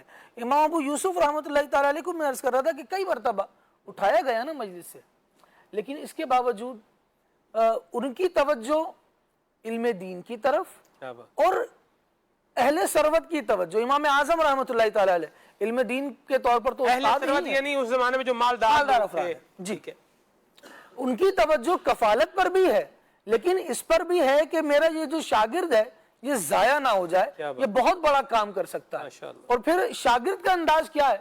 امام ابو یوسف سے پوچھا گیا کہ آپ کے استاد صاحب کے ساتھ آپ کا کیسا تعلق ہے؟ تو فرماتے ہیں مجھے یاد نہیں پڑتا کبھی میں نے نماز پڑھی ہو اور اپنے استاد صاحب کے لیے دعا نہ کی ہو۔ واہ واہ واہ واہ۔ سبحان اللہ۔ تو یہ وہ فیضان ہے کہ جب بندے نے کام کر دیا نا بھلائی کا اپنے کسی کے ساتھ کام کیا، اور جس طرح امیر اہل سنت بھی بارہا گفتگو فرماتے کہ اگر آپ نے کسی کو نمازی بنا دیا تو وہ نماز کے بعد نماز پڑھے گا نا تو یہی آپ کی نیکی بڑھنے کا سبب بن جائے گا۔ کیا بات ہے۔ اگر کسی کو عالم دین بنا دیا تو جہاں وہ علم دین کا درس دے گا، اس سے جتنے لوگ سنیں گے، سن کر دین پر عمل کریں گے، نیکی کی دعوت لوگوں تک پہنچے گی۔ وہ جس کرنے والے نے کر دیا وہ شاید ون ٹائم انویسٹمنٹ تھی، ایسا ہی ہے۔ لیکن جو اس کی ارننگ ہے نا وہ لائف ٹائم ہے، اور آفٹر لائف بھی آپ کو مل رہی ہوگی، قبر میں بہاریں مل رہی ہوں گی، میدان محشر میں انشاءاللہ اس کی برکتیں دیکھیں گے۔ لیکن پھر وہی بات کہ یہ سارا کا سارا عمل جب للہیت پر بیس کرے گا تو اس میں یوں ملٹیپلیکیشن ہوتی چلی جائے گی، یہ بڑھتا چلا جائے گا۔ لیکن اگر صرف دنیاوی مالی منفعت جیسے عام طور پر لوگ ایک دوسرے کی کر رہے ہوتے ہیں اور ذہن یہ ہوتا ہے کہ میں اس کے کام آیا تو یہ بھی میرے کام آئے گا، تو گویا کہ ہم اپنے لیے ایک دروازہ مصیبت کا کھول کر کسی مشکل کشا کا انتظار کرنے کے لیے بیٹھے ہوتے ہیں کہ بھئی میں نے تو تمہاری مصیبت میں تمہاری مدد کر دی، اب میں آؤں گا مصیبت میں اور آپ کی باری ہے مدد کرنے کی۔ تو بھئی اپنے لیے اس طرح مصیبت کا انتظار کیوں کرنا، صرف اللہ تبارک و تعالیٰ کی رضا کے لیے میں نے کر دیا، بس کر دیا۔ اللہ تبارک و تعالیٰ اس کی جزا عطا فرمائے۔ اور یہ انداز صالحین کا ہم دیکھتے ہیں۔ وہ حضرت بلال حبشی رضی اللہ تعالیٰ عنہ کا واقعہ یاد آیا، جب حضرت بلال حبشی رضی اللہ تعالیٰ عنہ مدینہ پاک سے نبی پاک علیہ السلام کے وصال فرمانے کے بعد ہجرت کر کے جانے لگے، اور بعض روایتوں میں یوں بھی ہے کہ اجازت مانگی کہ مجھے اجازت دے، میں مجاہدین کے ساتھ شامل ہونا چاہتا ہوں۔ تو کہا کہ بھئی آپ تو رسول اللہ صلی اللہ علیہ وسلم کی نشانی ہے، آپ یہیں رکیے، آپ مدینہ چھوڑ کر نہیں جائیے۔ تو حضرت کہہ رہے ہیں کہ آپ نے تو اللہ کی رضا کے لیے آزاد کیا تھا نا مجھے، یہ اپنے لیے آزاد کیا تھا، اللہ کی رضا کے لیے آزاد کیا تھا، تو پھر بس اب آزاد کر کے آپ چھوڑ دینا مجھے۔ یوں اگر کہیں گے کہ آپ کے ساتھ ہمارا تعلق ہے تو پھر وہ بات یاد آئے گی، اس کو رہنے دیں۔ تو صدیق اکبر رضی اللہ تعالیٰ عنہ فوراً اپنی بات کو واپس لیتے ہیں اور کہتے ہیں جیسا آپ کی مرضی، آپ ویسا کریں، کیونکہ ان کی تو نیکی وہ ہے جس کو قرآن مجید نے رضا رب کا سبب بیان فرمایا تھا، فرمایا اِلَّا ابْتِغَاءَ وَجْهِ رَبِّهِ الْأَعْلَىٰ۔ صدیق اکبر نے تو بلال حبشی کو جو خرید کر آزاد کیا تھا وہ صرف وجہ ربہ الاعلیٰ، اپنے رب کی رضا کی تلاش کے لیے کیا تھا، اور ارشاد فرمایا گیا تھا وَلَسَوْفَ يَرْضَىٰ۔ تو اب دیکھیں کہ کام بھی ہو گیا، صدیق اکبر اور بلال حبشی رضی اللہ تعالی عنہ میں کیسی محبت قائم ہے کہ حضرت عمر رضی اللہ تعالیٰ عنہ جب ان کی محبت کو دیکھتے ہیں تو کہتے ہیں کہ بلال وہ ہیں ہوا حسنۃ من حسنات ابی بکر، ابو بکر کی نیکیوں میں سے ایک نیکی بلال ہے۔ کیا بات۔ تو یہ جو تعلق اور یہ جو محبت بھرا انداز پیدا ہوتا ہے جی للہیت سے پیدا ہوتا ہے۔ اللہ تبارک و تعالیٰ یہ ہمیں نصیب فرمائے۔ اللہ برکت دے۔ بہت اچھی گفتگو فرمائے خالد بھائی، اللہ ہمیں اپنی نیتوں کی اصلاح کرنے کی بھی توفیق عطا فرمائے، اور علم دین جو حاصل کرنے والے ان کے ساتھ تعاون کرنے کی بھی توفیق عطا فرمائے۔ جامعۃ المدینہ کی جیسے مثال ہے، مدرسۃ المدینہ کی جو ہے یہ آپ کے سامنے مثال ہے، اور اس میں تعاون فرمانا اس اعتبار سے، یعنی اگر کوئی کریانے کا کام کرتا ہے تو وہ کیا کر رہا ہے، وہ راشن پیش کر رہا ہے، اناج پیش کر رہا ہے، تو گڑ پیش کر رہا ہے، جیسے جامعۃ المدینہ میں بھی گڑ استعمال ہوتا ہے، تو گڑ جو ہے وہ پیش کر رہے ہیں کہ بچے جب چائے وغیرہ پئیں گے تو یہ اس سے جو ہے وہ بنے، یہ بھی ایک بڑا پیارا جو ہے وہ انداز ہے، اچھا انداز ہے۔ اسی طرح جن کی فصلیں ہیں وہ کیا کر رہے ہیں، وہ سبزیاں پیش کر رہے ہیں کہ جی چلیں جی بچے جو ہے وہ کھائیں گے، کھانا بنے گا، پکے گا، کھائیں گے۔ جن کو اللہ کریم نے مہربانی فرمائی ہے وہ گوشت کا باقاعدہ جو ہے وہ انتظام فرما رہے ہیں، یہ بھی بڑی اچھی بات ہے۔ یعنی راشن کی مد میں دودھ، جس کو اللہ کریم نے دودھ کا کاروبار جو ہے وہ عطا فرمایا ہے، اس نے کوئی دودھ کا سلسلہ کار رکھا ہوا ہے کہ بھئی یہ اللہ کے نام کا دودھ ہے جو میں نے کیا کرنا ہے، علم دین حاصل کرنے والوں کو پیش کرنا ہے۔ بہت جو ہے وہ خوبصورت اور بڑی عمدہ بات ہے یہ بھی، لیکن اس کے ساتھ ساتھ دیگر اخراجات بھی ہوتے ہیں، جیسے بجلی کا بل ہے، تو یہ نہ اناج سے ادا ہونا ہے، اس کی ضرورت پوری نہ اناج سے ہونی ہے، نہ دودھ سے ہونی ہے، نہ سبزی سے ہونی ہے، نہ اس طرح کی کسی اور چیز سے ہونی ہے، نہ میٹیریل سے ہونی ہے۔ اس کی بھرپائی جو ہے یہ رقم سے ہی ہونی ہے۔ صحیح، تو رقم دینے کا بھی اپنا مزاج اور انداز بنانا چاہیے، بالکل بنانا چاہیے۔ جس میں یہ خالد بھائی ویسے ہم بھی چونکہ فیلڈ سے وابستہ ہیں، ملتے ہیں لوگوں کو، سرب آپ بھی ماشاءاللہ جو ہے وہ جامعہ سے دارالعلوم سے تعلق رہا ہے آپ کا بھی، جامعہ المدینہ سے ماشاءاللہ طارق بھائی کا، خالد بھائی کا، میں بھی الحمدللہ جامعہ المدینہ سے پڑھا ہے ہم نے۔ تو بعد اگر کسی کا ذہن بنائے نا تو کریانے والا آپ کو بولے گا بھی آپ 2 بوری آٹا جو ہے وہ لے جائے، تو یہ تیار ہو جائے گا. لیکن یہی آپ بولے 2000 روپیہ دے دیں تو وہ 2000 روپیہ دیتے ہوئے پھر بندے کو کیا ہوتا ہے بعض اوقات, یہ میں ایک منیمم سی ایک ایسے نارمل سی بات کر رہا ہوں, تو بندے کو فیل ہوتا ہے بھائی 2000 سامان 6000 روپے کا دے دے گا, لیکن پیسے 2000 دیتے ہوئے بعض اوقات بندے کو کیا ہوتا ہے تھوڑا ہل جل ہوتی ہے کہ پیسے کیا ہیں جا رہے ہیں. تو بہرحال یہ بات کرنے کا مقصد جو ہے وہ کیا ہے, وہ یہ ہے کہ کچھ چیزیں ہیں, کچھ نیڈز ہیں, کچھ ضروریات ہیں, یوٹیلیٹی ہے, اساتذہ کی تنخواہ ہے, پھر بلڈنگ کی مینٹیننس ہے, پھر اور اس طرح کی دیگر جو اخراجات ہیں, تو اس کے لیے رقم جو ہے وہ ریکوائرڈ ہوتی ہے. تو آپ اپنے اناج کے ذریعے سے بھی تعاون کریں, بالکل تعاون کریں, لیکن رقم کا بھی حصہ کیا ہے آپ اس کو جو ہے وہ طے کریں. اور صاحب ہم نے کچھ تاجروں کو دیکھا ہے جی کہ انہوں نے اپنے اکاؤنٹنٹ کو کیا کیا ہوا ہے, پہلے سے ہی بولا ہوا ہے کہ بھی ہر مہینے اتنے پیسے اس اکاؤنٹ میں کیا کر دینے ہیں, ٹرانسفر کر دینے ہیں. یہ بھی بہت اچھا کیا ہے انداز ہے. اپنا بندہ خود ذہن بنائے کہ میں نے اپنا معمول بنا لے کہ بھی ٹھیک ہے میں نے یہ اس تاریخ کو جانا ہے اور جا کے کیا ہے وہاں اتنی رقم جو ہے وہ دے کر کے آنی ہے. یہ بھی بہترین طریقہ ہے, اور اس کو اپنے ذمے پہ لے لیں. مساجد ہیں, مسجد میں بجلی کا بل کون دے گا جی, بجلی کا بل میں دوں گا. ٹوٹیاں کون لگوائے گا, میں لگوا دوں گا. پنکھے میں لگوا دوں گا, ماربل میں لگوا دوں گا, جو ہے نا وہ دریاں میں بچھوا دوں گا, تو کھڑکیاں میں بدلوا دوں گا, تو شیشے میں لگوا دوں گا, تو یہ کام میں کروا دوں گا, تو جو ہے وہ ایلومینیم کا کام ہونا ہے تو وہ میں کروا دوں گا. بجلی کا بل جو ہے نا وہ بعض جو بڑی مساجد ہوتی ہیں ان کا بل بھی ایک یوں بولیں اس میں ہوتا ہے. تو اس میں لوگ کیا کرتے ہیں بعض اوقات وہ سسٹم ایک ایسا لگوا دیتے ہیں خالد بھائی کہ وہ بل زیرو ہو جاتا ہے. یعنی سولر سسٹم جو ہے وہ لگوایا اور وہ ہوم گریڈ اس کا اپروو ہوا, تو بل کیا ہو گیا, وہ جو پہلے 2-3 لاکھ روپے بل آ رہا تھا اب وہ کیا ہو گیا, وہ زیرو ہو گیا. تو یہ بھی کیا ہے کہ بڑی نیکی ہے. تو مسجد کا بل بھرنے کی ذمہ داری اپنے ذمہ جو بندہ لے لے. تو اسی طرح جامعہ المدینہ کا بل ہے اس کو بھرنے کی ذمہ داری لے لیں. ابھی تو یہ مدنیت یاد مہم جو ہے وہ ٹیلی تھون کا جو ہے وہ سیزن ہے, تو اس میں آپ اپنا حصہ ملائیں. 1 یونٹ جو ہے وہ 10,000 روپے کا ہے. تو اس میں اپنا جو اللہ نے آپ کو توفیق عطا فرمائی ہے. دیکھیں میری توفیق کیا ہے یہ سب سے بہتر کس کو پتا ہے لوگوں میں سے, مجھے ہی پتا ہے. میری جیب میں کتنے پیسے ہیں, میرا بجٹ کتنا ہے, میری جو ہے نا وہ یوں بولیے کہ انکم کتنی ہے, میری سیونگ کتنی ہے, میں کتنے دے سکتا ہوں, یہ نہ خالد بھائی کو پتا ہے, نہ طارق بھائی کو پتا ہے, نہ قبلہ استاد صاحب کو پتا ہے, نہ قاری خلیل صاحب کو پتا ہے, نہ مدنی چینل کی ٹیم کو پتا ہے. کس کو پتا ہے, میرا مجھے ہی پتا ہے, ان کا ان کو پتا ہے. تو بعض اوقات بندہ تھوڑے پیسے دے رہا ہوتا ہے اور وہ کہتا ہے یار میری حیثیت کیا ہے, اتنی ہی ہے. تو اس حیثیت کو ذرا انصاف کی نظر سے ریویو فرمائیں, اور جب اللہ تبارک و تعالیٰ کے نام پر آپ نے پیش کرنا ہے تو دل کو کھولیں کہ یہ صدقہ ہے, یہ کم, اس سے مال کم نہیں ہوگا, اللہ کریم اور عطا فرمائے گا. اور دعوت اسلامی کی خدمات جو ہے یہ آپ کے سامنے ہیں, چاہے علم کے میدان میں ہو, چاہے قرآن کے جو ہے وہ نام پر خدمات کو آپ جو ہے وہ دیکھیں, چاہے آپ غیر مسلموں کو اسلام سکھانے کے اعتبار سے ہو, مساجد بنانے کے اعتبار سے ہو, مدارس بنانے کے اعتبار سے ہو, اس کے علاوہ نبی کریم صلی اللہ علیہ وسلم کی سنتوں کو پھیلانے کے اعتبار سے ہو. آپ کے گھر میں مدنی چینل آ رہا ہے, ٹھیک ہے جی, یہ الحمدللہ رب العالمین مدنی چینل پر آنے والے مبلغین اللہ کی رحمت سے فی سبیل اللہ ٹائم بھی دیتے ہیں, اور کچھ یہاں کیا ہیں ان کی بھی ظاہر سی بات ہے اجیر بھی ہوتے ہیں. ساری صورتحال جو ہے وہ مختلف اعتبار سے مختلف ہوتی ہے. تو اللہ پاک عافیت عطا فرمائے, ہر بندہ اپنا حصہ ملا رہا ہے, تو میرا بھی اس میں کیا ہونا چاہیے, کنٹریبیوشن اتنے بڑے نیکی کے کام میں ہونا چاہیے. تو آپ بھی اپنی دعوت اسلامی کے ساتھ جو ہے تعاون کیجئے.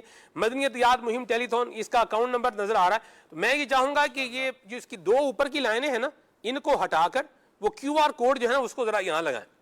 QR کوڈ کے ذریعے سے پیسے بھیجنا بڑا آسان کام ہے. آپ کوئی بھی بینکنگ چینل یوز کرتے ہیں آپ, تو آپ نے اس کو کھولنا ہے, اس میں اسکین QR کوڈ ہے وہ آپ نے اس کو دکھانا ہے, اور آپ کا کیا ہو جانا ہے, رقم کا سارا پروسیس کر کے آپ کو کیا کر دینا ہے, نکالنا. جو آپ نے پیسے پھر دینے ہیں وہ آپ اس سے کیا کر دیں, وہ آپ ادا کر دیں.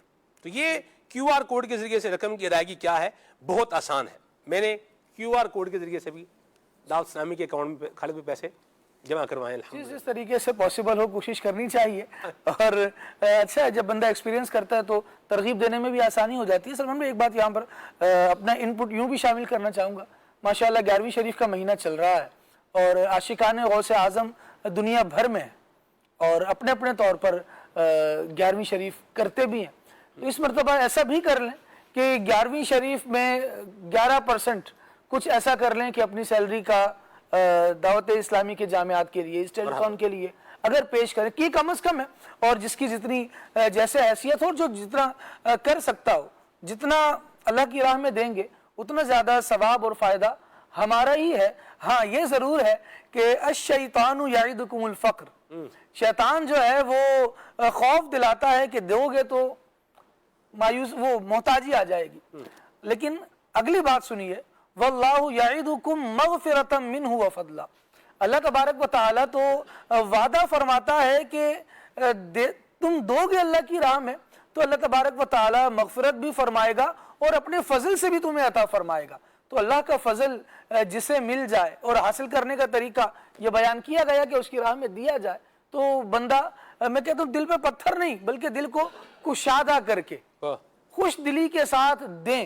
خوش دلی سے دینے کی جو برکت نصیب ہوگی نا وہ انشاءاللہ آپ کو جیتے جی بھی خوش و خرم رکھے گی، اور اس کا فیضان، اس صدقے کی برکت اور بہار نسلوں میں بھی انشاءاللہ دیکھنے کو نصیب ہوگی. کیا بات ہے جی، مرحبا. اللہ پاک ہمیں علم دین کو پھیلانے والا بنائے، اور جو ہمارے طلباء کرام ہیں ان کی اللہ تبارک و تعالی ہمیں خدمت کرنے کی بھی توفیق عطا فرمائے. آپ جو دعوت اسلامی کو عطیات جو ہے وہ دیں گے تو یہ کسی بھی جائز دینی، اصلاحی، فلاحی، روحانی، خیرخواہی، بھلائی اور آمدنی بڑھانے کے جائز اور محفوظ کام میں لگایا جا سکتا ہے تاکہ بڑھتے اخراجات کو پورا کیا جا سکے. تو یہ ان اجازتوں کے ساتھ آپ نے جو ہے اپنی رقم جو ہے وہ پیش کرنی ہے.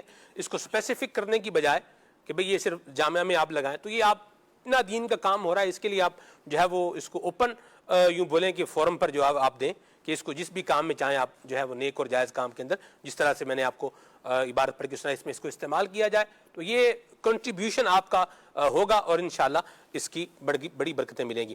اللہ پاک ہمیں اپنے محسنین کا، جنہوں نے ہم پر احسان کیا ہے، ان کا احسان مند رہنے کی بھی توفیق عطا فرمائے.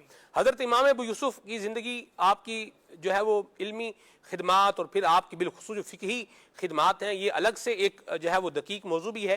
ابھی جو ہم ایک چیز اس سے لے رہے ہیں کہ کس انداز میں ہم اپنے اخلاق، اپنے کردار، اپنے معاملات کو، اپنے لائف سٹائل کو بہتر بنا سکتے ہیں، ان چیزوں کو ابھی ہم فوکس کر کے لے رہے ہیں. تو خالد بھائی نے جو بات بیان کی ہے نا، فرماتے ہیں کہ کوئی نماز میری ایسی نہیں ہے جس پہ میں نے اپنے استاد کے لیے دعا نہ کی ہو.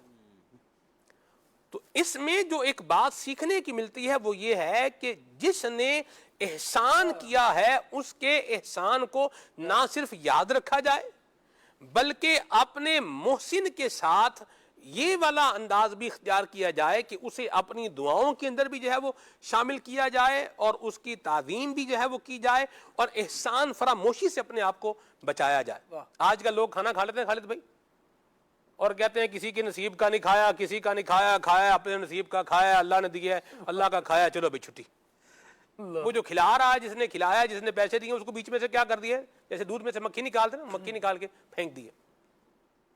یہ جو وے ہے نا، یہ جو ایک انداز ہے کہ جو احسان کرنے والا ہے اس کو کیا کر دیں، ملیا میٹ کر کے لپیٹ کے ٹھپ کے اس کو جو ہے وہ رکھ دیں. یہ اسلام کا حسن اور اسلام کا مزاج اور اسلام کی روح کو اگر دیکھا جائے تو یہ انداز یہ ہمیں نہیں سکھایا گیا. کیا فرماتے ہیں طارق بھائی؟ جی بالکل ایسا ہی ہے کہ احسان مند کا، جس نے آپ کے ساتھ نیکی کی ہے، بھلائی کی ہے، اس کا شکر بجا لانا چاہیے. اور سب سے پہلے اپنے انداز و کردار، جیسے آپ نے مثال دی، بالکل ایسے ہی کہ سب سے پہلے آپ کا جو ظاہراً جو ہے، یعنی اس وقت جو کیفیت ہے وہ کیا ہے، تو وہ شکر گزاری والی ہے اور اس کے اس احسان پر اس کا شکریہ ادا کرنے والی ہے یا ناشکری والی ہے. اور اچھا پھر ایک اور چیز بھی ہے، جب بندہ کسی بندے کا شکر ادا کرتا ہے تو بندے کی شکر گزاری میں گویا کہ رب کی شکر گزاری ہے گی، اور جہاں اللہ کی نعمتوں پر شکر گزاری ہے گی اور وہاں اس کی نعمتوں کی فراوانی بھی ہے گی. یعنی جب شکر گزاری بڑھتی چلی جائے گی تو نعمتوں کی فراوانی بھی بڑھتی چلی جائے گی، اور ہر حال میں ہر نعمت پر اللہ پاک کا شکر ادا کرنا چاہیے. صحت اللہ پاک نے دی ہے، یہ نعمت ہے گی، اور اللہ پاک نے نیکیوں کی توفیق دی ہے، یہ بھی جو ہے نا، یہ بھی اللہ پاک کی نعمت ہے. نیک اعمال کی توفیق دینا یہ بھی نعمت ہے. اچھا پھر جیسے جو مثال دی سلمان بھائی نے، خالد بھائی، کہ اگر یوں کسی نے کسی کے ساتھ یوں تعاون کیا، خیر خواہی کا انتظام کیا، تو اسے اس کا شکر ادا کرنا چاہیے اور یہ تعاون کا سلسلہ رہنا چاہیے.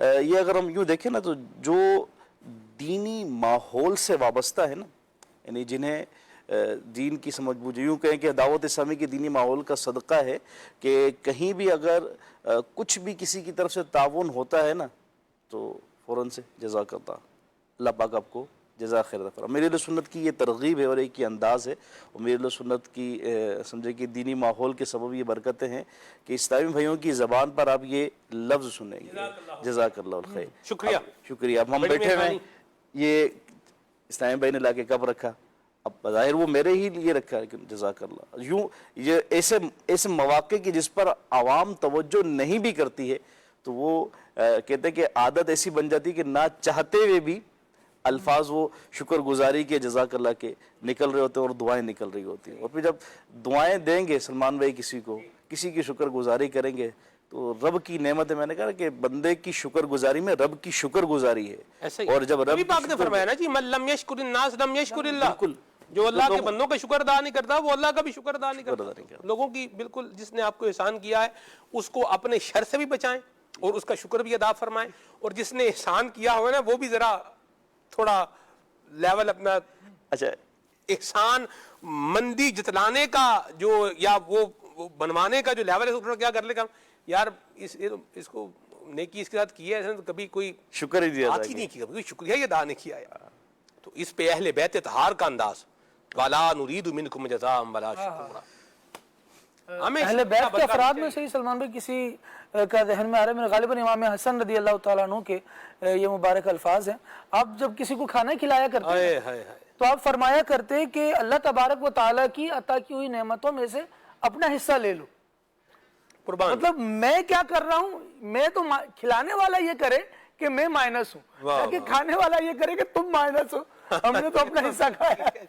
حضرت عائشہ صدیقہ طیبہ طاہرہ ام المؤمنین رضی اللہ تعالیٰ عنہ کا سرب انداز بیان کیا گیا ہے کہ آپ جب کسی کے لیے کچھ چیز بھیجتی تھیں, صدقہ بھیجتی تھیں, تو آپ جس کو بھیجتی تھیں نا اسے فرماتی تھیں کہ وہ سن کے نا وہ دعائیں کیا دے رہا ہے, وہ دعائیں سن کے آتا اور پھر آ کے آپ کو جو ہے وہ بتاتا, تو آپ پھر وہی دعائیں جو ہے وہ اس کے لیے فرمایا کرتی تھیں.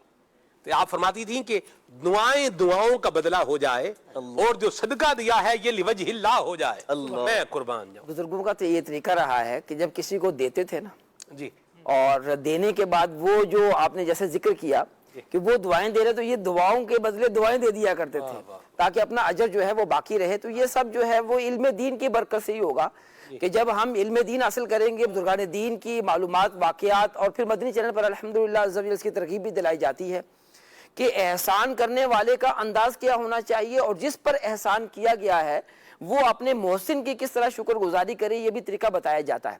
صحیح. اور یہ اخلاق حسنہ ہے.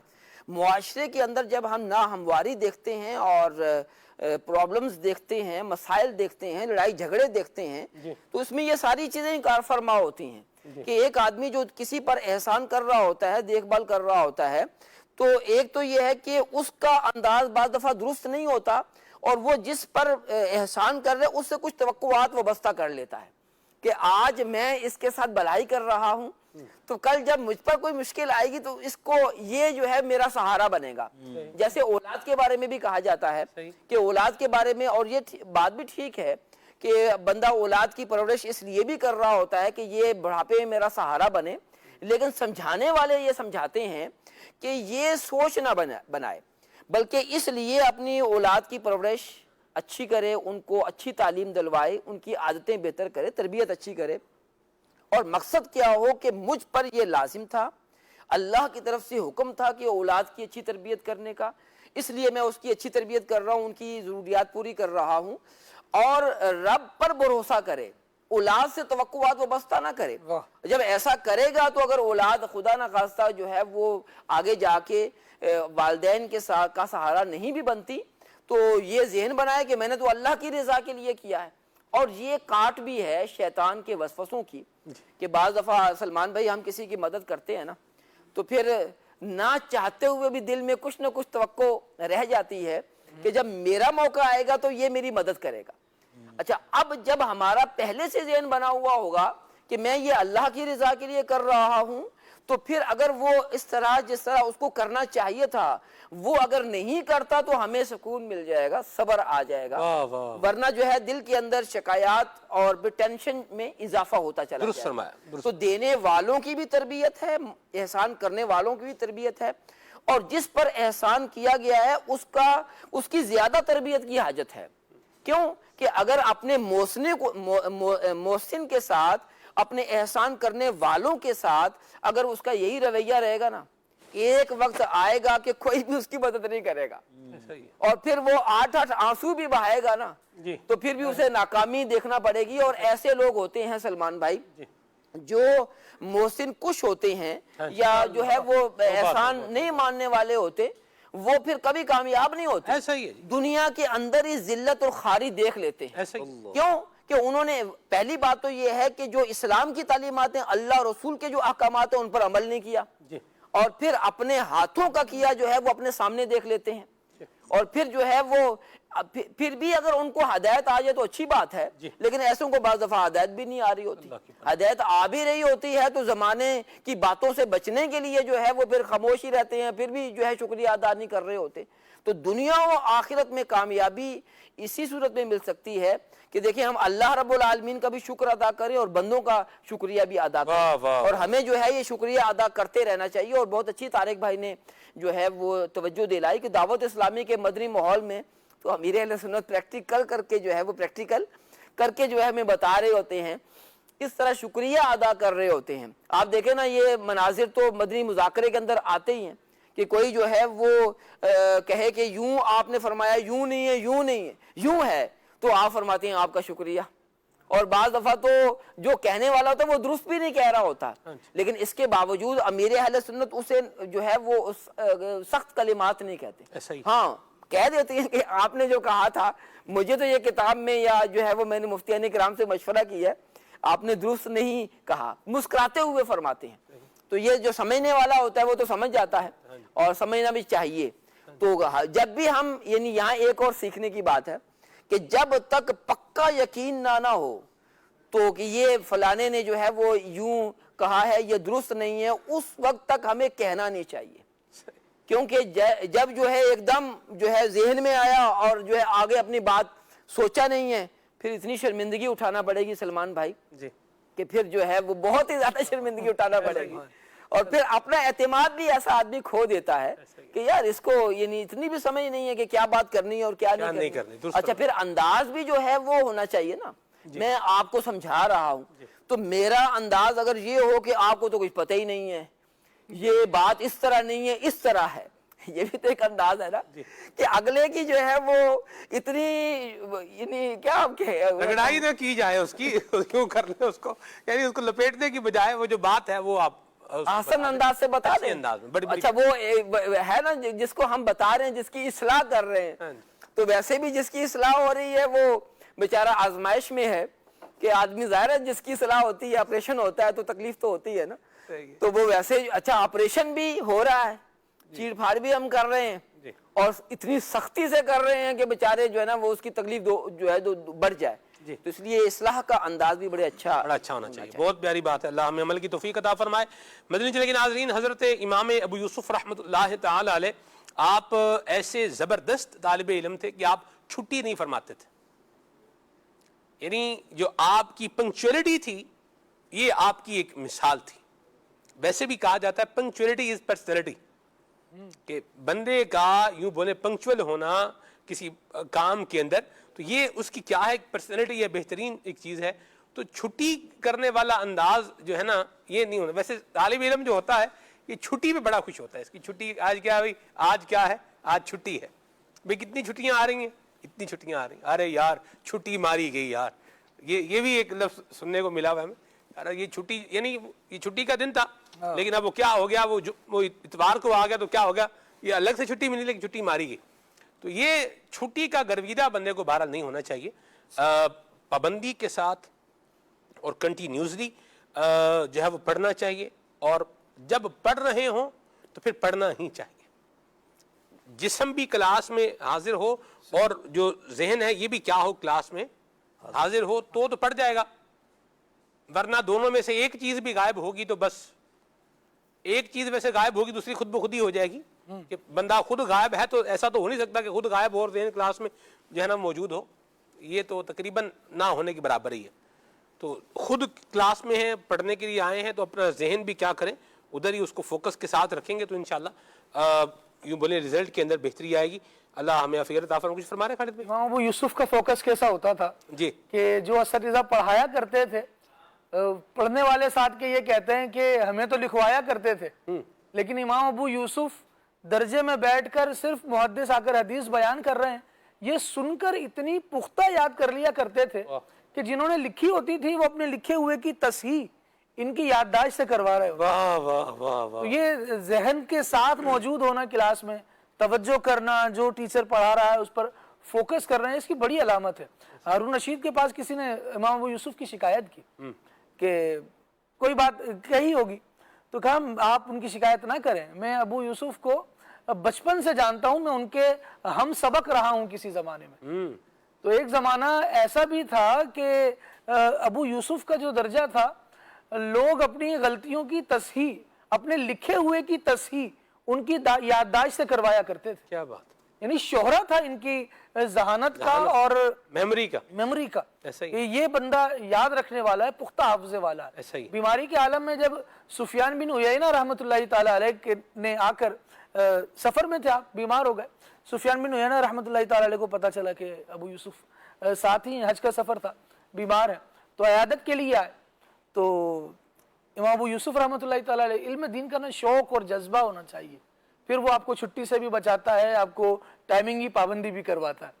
तो इमाम अबू यूसुफ रहमतुल्लाहि ताला ने कहा भाई ये सुफियान बिन उयैना है, जबरदस्त मुहद्दिस हैं, लोगों इनसे हदीस सुन लो. जी. हज़रत सुफियान बिन उयैना रहमतुल्लाहि ताला अलैह ने उस वक्त 100 अहादीस बयान फरमाई, और जो लोग मौजूद थे उनमें से जिसने लिखा, लेकिन लोगों ने सुना.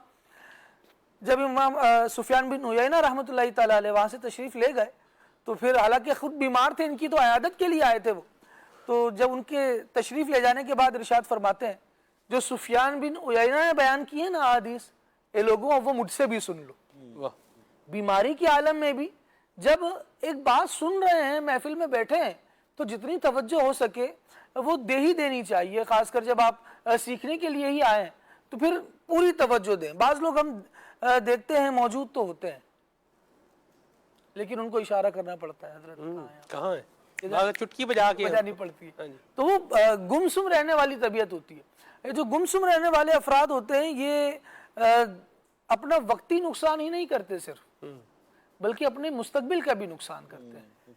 जिस जगह पर पहुंच जाना चाहिए ना इन्हें, एक वक्त में जाकर एक अच्छी चीज की बाकायदा प्रैक्टिस करते करते एक वक्त आता है कि जैसे इमाम आजम अबू हनीफा रहमतुल्लाहि ताला अलैह को ले लीजिए, बिल्कुल कनेक्ट मौजू है दोनों का एक साथ.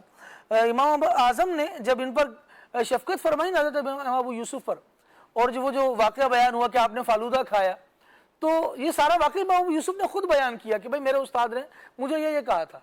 आगे जिन्होंने बात सुनी ना, उन्होंने अगला जुमला ये कहा कि अल्लाह तबारक व तआला अबू हनीफा पर रहमत फरमाए. वो अपनी अकल की आंख से वो देख लिया करते थे जो लोग सर की आंख से देख नहीं पाते. बंदे को बेदार मगजी तब मिलती है जब वो फोकस करने वाली चीजों पर फोकस करता है. क्या बात. फरासत उसकी बढ़ती है, उसका विजन जो है वो ब्रॉड होता है मजीद. तो जिन चीजों पर फोकस करना है उन पर फोकस करें, जिन पर फोकस नहीं करना, जब आप उस पर तवज्जो देकर रखेंगे तो जो हाथ की चीज है वो भी आपके हाथ से जाया हो रही होगी, निकल रही होगी, फायदे में नहीं आएगी. ऐसा ही. खलील भाई, याददाश्त तेज करने के लिए तो वैसे लोग कहते हैं भाई आप बादाम खाएं, क्या आप क्या फरमाते हैं? बादाम कहाँ रखे थे, कोई ये भूल जाए तो क्या चले, अल्लाह रहम करे. जी जी खलील भाई. सल्लल्लाहु अलैहि हबीब सल्लल्लाहु तआला अला मुहम्मद सल्लल्लाहु अलैहि वसल्लम. सबसे पहले तो जो आपने बादाम का ही फरमाया, तो बादाम तो याददाश्त के लिए, दिमाग के लिए अच्छे हैं, अगर बंदा इस्तेमाल करे तो बहुत अच्छी चीज़ है. तो अब जिसको मुयस्सर हो ज़रूर इस्तेमाल करने चाहिए.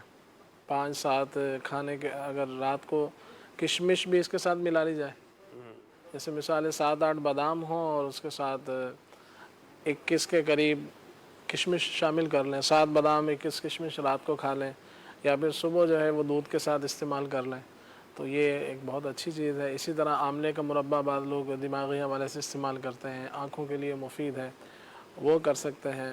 इसी तरह से आमले का मुरब्बा कितना खाना होता है वैसे? एक आमला का एक पीस उसका लीमू के तकरीबन उसका साइज़ होता है लीमू के जितना, छोटा बड़ा थोड़ा, तो वो अगर खाली पेट एक इस्तेमाल कर लिया जाए, एक वो आमला खा लें एक पूरा, وہ کھا لیں. اور چاندی کا ورق بھی آتا ہے, وہ اصلی اگر ملے تو اس کے اندر لپیٹ کے اس کو کھا لیا جائے. واہ واہ واہ, یہ بھی لکھا ہے اس کے حوالے سے. کیا باقی وہی جو خالد بھائی نے بات کی کہ سب سے پہلے یہ کہ توجہ ہونی چاہیے. جی توجہ نہیں ہے, بادام بھی کھاتے رہیں تو ہوگا کیا.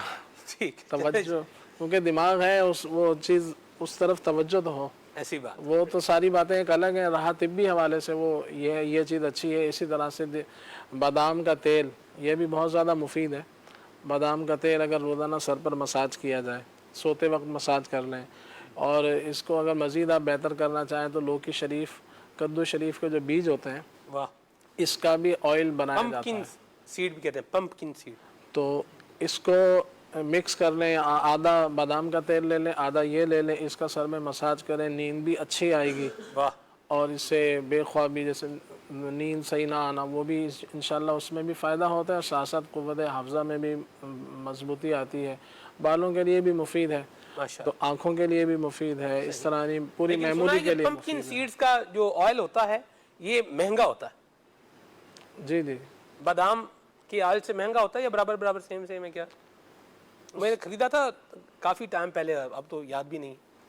خریدا تھا ویسے میں نے. مہنگا ہو سکتا ہے, سستا نہیں اس سے, اچھا, بادام سے. یعنی کہ اگر اصل لیں گے, اصل لیں گے تو ہاں, تو اس میں یہ کہاں ملتا ہے یہ بھی تو خلیل بھائی غور ہی کرنا پڑے گا نا. ہاں, بس اس کا بہتر انداز یہی ہوتا ہے کہ آپ کچھ بادام لیں تھوڑے سے, جیسے آدھا کلو بادام لے لیا, آدھا پاؤ وہ آپ لے لیں اس کے بیج, تو اس کو جا کے خود نکلوا لیں اگر کبھی ایسا آپ کو موقع میسر ہو. اچھا, یعنی لوگ نکال کے دے دیتے ہیں. نکال اب کے تو دے ویسے دو طرح کے انداز دیکھیں خالد بھائی. ایک مشینوں والا انداز بھی ہے, یعنی مشین ہے, آپ اس میں مشین میں بادام ڈالیں گے تو وہ آپ کو اس کا آئل کیا کرے گی, نکال کے دے دے گی. پمپکن سیڈز جو ہے وہ ڈالیں گے تو اس کا آئل بھی کیا کرے گی, نکال کے دے دے گی. یہ بھی ہے. اور ایک اور بھی ہے, یہ جو پرانا انداز ہے نا کولو والا, یعنی وہ کولو ہوتا ہے لیکن وہ چھوٹا کولو ہوتا ہے. یعنی ایک تو بڑا کولو ہے جس پر بیل گھوم رہا ہے وہ ہوتا ہے, وہ چھوٹا کولو ہوتا ہے. یہ بھی ہم نے دیکھا, کراچی میں تو دیکھا میں نے. جی بالکل, کہ وہ آپ ناریل کا تیل عموماً اور بادام کا تیل وہ نکال کے دیتے ہیں. تو بال کوئی بھی آپ لے جائیں اس کے پاس, وہ کیا کرتا ہے بندہ, اس کو باقاعدہ اس کو بندہ گھماتا ہے اس کو, اور اس سے پھر کیا ہوتا ہے آئل نکل آتا ہے. تو یہ بندے کو کم از کم کیا ہے, پیورٹی گارنٹیڈ ہو جاتی ہے کہ بھئی جو نکلا ہے مقدر نصیب کا ہمارے سامنے جتنا وہ آگے ہے خالص. اس میں تو زیادہ ہوتا ہے, زیادہ دینا پڑے گا. بڑا جو کولو ہوتا ہے, یہ چھوٹی مشینوں میں جدید مشینیں آج کل آ گئی ہیں, تو وہ کم بھی آپ دیں گے تو نکال دیں گے. یہ اچھا ہے بچوں کے لیے بھی, بچوں کے حوالے سے بھی. بعض گھر میں ایسے افراد ہوتے ہیں جن کو نیند نہیں آ رہی ہوتی, یا دماغی طور سے ڈپریشن, ٹینشن, تو اس کے حوالے سے بھی. نہیں, دماغی سکون ہوگا تو بندہ کچھ پڑھ سکتا ہے نا. اگر دماغی حوالے سے ہی وہ بھلے اس کو یاد بھی ہوتا ہے. دماغی بے سکونی کی ایک وجہ صرف ٹینشن ہی نہیں ہے خلیل بھائی. آپ دیکھیں اسٹوڈنٹ ہے, فارغ بندہ ہوتا ہے, اسٹوڈنٹ کا کام صرف پڑھنا ہی ہوتا ہے, نہ اس نے کمانا ہے نہ کچھ اور کرنا ہے. پاکستان کی اگر ہم بات کریں اور دیگر کنٹریز کو بھی دیکھ لیں, وہاں بعض وقت مختلف کام ہوتا ہے, پڑھنا بھی ہے کمانا بھی ہے, یہ بھی ہوتا ہے. یہاں پر بھی ہے, ہمارے یہاں بھی ہے, پڑھنا بھی ہے کمانا بھی ہے, لیکن یہ ریشو جتنا ہے اتنا ہی ہے. میجر اور بڑی تعداد اسٹوڈنٹس کی وہی ہے کہ جن کا کام صرف کیا ہے, پڑھنا ہے. تو اپنا دل پڑھنے کے علاوہ دیگر کاموں میں جب لگائے گا تو یہاں سے آٹومیٹک معاملہ کیا ہے, ہٹ جائے گا. یہ گلاس ہے نا, اس گلاس کی کیپیسٹی ہے مثال کے طور پر 250 ml ہے. تو اب اس کے اندر میں جو ہے وہ 125 ml اس کے اندر کچھ اور ڈال دوں تو اب پانی کی کیپیسٹی اس کے اندر 250 ml نہیں رہے گی. پانی پھر جیسے ادھر میں دیکھوں میری بوتل میں پانی ہے نہیں ہے, پی رہا ہوں نا, جب سے پروگرام شروع ہے تو پانی پی ہی رہا ہوں. دیکھیں اب یہ پانی بھرتا جا رہا ہے, اس کے اندر جتنا پانی بھرتا جا رہا ہے اتنے مزید پانی کی کیپیسٹی کیا ہوتی جا رہی ہے, کم ہوتی جا رہی ہے. ٹھیک ہے, یاد میں لے لیتا ہوں اس کو. یہ دیکھیں آپ, تو اب یہ کیپیسٹی پہلے یہاں تک آنا تھا, اب پانی مزید اتنا ہی آ سکتا ہے. تو انسان کا ذہن ہے, اس کی سوچ ہے, اس کا کام ہے, اس کی بھی کیا ہے, ایک کیپیسٹی ہے. تو اس کو جب تعلیم سے ہٹا کر دوسری جگہوں پر لگا دیا, دائیں بائیں فضول کاموں میں, سوشل میڈیا میں لگا دیا, اور چکر بازیوں میں دائیں بائیں آگے پیچھے اس کو کر دیا, تو پھر وہ تعلیم کا وہ معاملہ وہ کیا ہونا ہے, وہ جتنا ہے وہ ویسی شلنگ ہو جانا. کچھ پڑھنے کا دل نہیں کرتا, اوپر سے جو پڑھا رہے ہیں ان کا انداز سمجھ میں نہیں آتا, تیسرا جو سبجیکٹ ہے وہ بور لگتا ہے, تو بس پھر سمجھ لیں کہ چھٹی, سارا کام کیا ہے, نیاز فاتحہ ساری, میت موت میت ساری ایک ہی دن ہو گئی. تو اللہ ہمیں عافیت عطا فرمائے. آمین. تو اپنا دھیان درست کاموں میں لگائیں, ورنہ پنجابی میں کہتے ہیں ویلا کار شیطان دا. اس کو فارغ رکھیں گے, جو کرنے کا کام ہے وہ نہیں کریں گے, پڑھنے کا وہ نہیں پڑھیں گے, تو پھر دائیں بائیں جائیں گے. جب دائیں بائیں جائیں گے تو پھر بہت دور نکل جائیں گے. ابھی بادام کے حلوے کا بھی ذکر ہوا تھا نا. جی جی جی جی جی جی, وہ بھی آپ بنا سکتے ہیں. اس کے لیے بادام کا حلوہ بھی بنایا جا سکتا ہے. اس کا ایک آسان سا انداز یہ ہے کہ بادام آدھا کلو آپ لے لیں 500 گرام, جی اس کو رات کو کچھ دیر پہلے بھگو دیں, پھر اس کے چھلکے اتار کے اس کو گرائنڈ کر لیں, باریک پیس لیں, اور پاؤ بھر آپ دیسی گھی لے لیں, واہ آدھا کلو شہد لے لیں. تو پہلے شہد دیسی گھی کو گرم کر لیں, اسی میں آپ آدھا کلو شہد ڈال دیں, ٹھیک تھوڑا اس کو اچھی طرح سے پکا لیں. اس کے بعد اس میں یہی بادام پسے ہوئے ڈال دیں. صحیح. تو تھوڑی دیر اس کو چلاتے رہیں چمچ کو, تو وہ تقریباً 10-15 منٹ پکائیں گے تو وہ بادام کا حلوہ تیار ہو جائے گا. یہ بھی ایک انداز ہے, مختلف انداز ہوتے ہیں, تو وہ بھی صبح شام. جی جی میں نے بادام کا حلوہ کھا رکھا ہے. یہ آسان سا انداز ہے. تو اس میں مزید بھی چیزیں لوگ ڈال لیتے ہیں, کوئی پستہ بادام اوپر سے بھی ڈال لیا. صحیح. تو یہ بچوں کو یہ بھی دے سکتے ہیں. بادام کا حلوہ کیسے گھر میں بنا ہوا تو نہیں کھایا, دائیں بائیں سے جو ہے نا وہ اچھا خلیل ملتان میں کھایا تھا, مجھے یاد پڑ رہا ہے, ملتان میں کھایا تھا. اچھا خلیل بھائی نے جو ہے وہ دیسی گھی سے بنا ہوا باداموں کا حلوہ, اس کا طریقہ تو بتا دیا ہے, فلودے کا طریقہ نہیں بتایا. اللہ اکبر. جی خلیل بھائی کوئی ہے تجربہ آپ کو, ایسا کوئی بنایا ہے آپ نے؟ فالودہ تو خیر نہیں بنایا, وہ ہماری فیلڈ بھی نہیں ہے, لیکن اچھا فیلڈ اس میں جو چیزیں ڈلتی ہیں تو وہ اس سے عموماً طبی فوائد. وہ پہلے فالودہ کیا تھا اس کا نہیں پتا, موجودہ فالودے کی بات کر رہا ہوں. اچھا. اس میں طبی فوائد تھوڑے کم ہی ہوتے ہیں. چلیں یہ بات بھی ایک کلیئرٹی کے ساتھ آ گئی. ٹھیک ہے. ویسے لوگ کہتے ہیں قصور کا فلودہ بہت مشہور ہے, میں نے تو کبھی نہیں کھایا, لیکن وزیر آباد کا فلودہ بھی کیا ہے, کم نہیں ہے کسی. اس میں مین جز آئس کریم بھی ہوتا ہے نا, کلفی ہوتی ہے اس میں, کلفی. یا پچھلے دنوں اچھا بعض جگہوں پہ کلفی ہوتی ہے, بعض جگہوں پہ آئس کریم بھی ہوتی ہے, مختلف طرح کے انداز ہیں. آئس کریم کے حوالے سے امیر رسول اللہ دامت برکاتہ نے پچھلے شوگر بم تھوڑا سا ارشاد فرمایا تھا تفصیلی, جی کہ کھانا کیسا. آئس کریم بھی خلیل بھائی مختلف طرح کی ہوتی ہے, ایک ڈیری آئس کریم ہوتی ہے اور ایک دوسری آئس کریم ہوتی ہے. ڈیری آئس کریم کا بھی کیا ہے خالد بھائی, اپنا ہی ٹیسٹ ہے. یہ چوں کی طرف یہ زندگی پروگرام ریکارڈ کر رہے تھے, تو چوں جا رہے تھے ہم, مجھے یاد آ رہا ہے, چونیاں جا رہے تھے کہ چوں جا رہے تھے, نہ چونیاں کی طرف جا رہے تھے. ہاں وہاں رستے سے کھائی تھی ڈیری آئس کریم. دونوں ایک ہی جانب ہیں. اچھا چونیاں, پھر آگے چونیاں کے امرود بڑے مشہور ہیں, امرود چونیاں کے بڑے مشہور ہیں. چلے بہرحال اللہ عافیت عطا فرمائے, چلے اللہ کی نعمتیں کھائیں, اللہ کا شکر ادا فرمائے. آئیے آپ کو ویڈیو پیکیج دکھا رہے ہیں. جی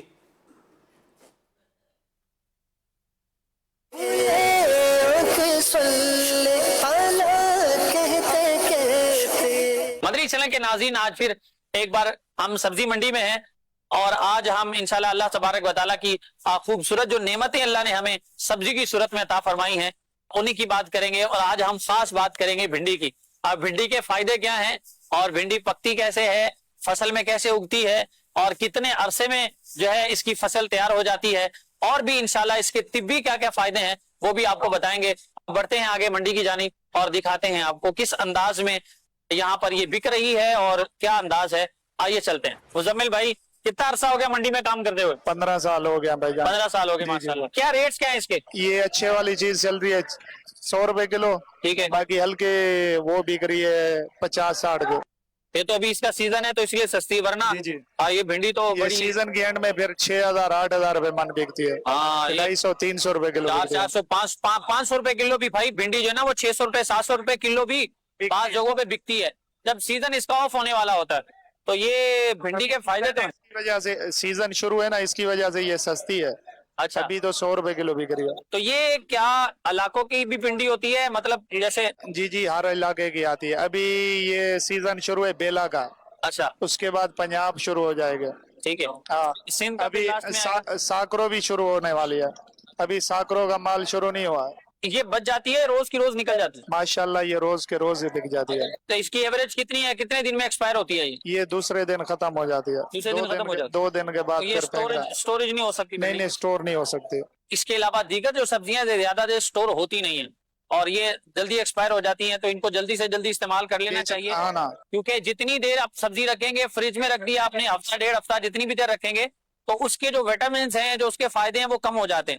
بھنڈی کے ویسے بھی بے شمار فائدے ہیں، انشاءاللہ ہم آپ کو آگے چل کر اب مزید بات کریں گے تو آپ کو بتائیں گے انشاءاللہ۔ جیسے زمیندار چانڈی کر کے بیچتے ہیں، موٹی سائز الگ، چھوٹی الگ، درمیانی علیحدہ، تو اس حساب سے ریٹ ہوتے ہیں۔ جو اچھی ہے وہ اگر 100 روپے کلو بک رہی ہے، جو ہلکی ہے وہ 20 روپے کلو بک رہی ہے، 20 روپے کلو؟ صرف 20 روپے کلو، اور جو سب سے ٹاپ کی 150 سے 40 روپے کلو بک رہی ہے۔ جو گھروں میں پکانے کے لیے لے کے جاتے ہیں تو وہ بھنڈی کا سائز چھوٹا ہوتا ہے، اور گھر میں نارملی اسی کو پسند کیا جاتا ہے، اور اس کا ٹیسٹ بھی زیادہ اچھا ہوتا ہے۔ اور بڑی سائز والی جو زیادہ کوانٹٹی میں پکانے والے ہیں، جیسے ریسٹورینٹس میں لوگ جو ہے وہ سبزیاں پکتی ہیں یا دیگر جگہوں پہ، تو وہ بڑے سائز والی بھنڈیاں جو ہیں وہ لے کر جاتے ہیں، اس کا ریٹ بھی تھوڑا کم ہوتا ہے۔ اور اس ٹائم یہ بیسٹ ہے، اس ٹائم یہ بیسٹ ہے، بہت بیسٹ ہے، کیونکہ یہ میٹھے پانی کی بھنڈی ہے اور بہت اچھی بھنڈی ہوتی ہے۔ میٹھے پانی کی؟ اچھا، تو ذائقے میں فرق آتا ہے میٹھے پانی اور کڑوے پانی سے؟ بہت زیادہ فرق ہوتا ہے۔ ایک بات بھی ہے، سبزی میں پانی لگاتے ہیں تو صاف پانی بھی لگتا ہے اور گندا پانی بھی چل رہا ہے؟ گندا پانی کوئی بھی نہیں لگاتے، گندا پانی اگر سندھ میں کوئی لگاتے ہیں، نہیں تو اکثر ابھی نہیں لگاتے۔ اچھا، تو پہلے ملیر والا پانی لگتا تھا، اب تو ملیر میں ساری آبادیاں ہو گئی ہیں، سبزی ختم ہو گئی ہے۔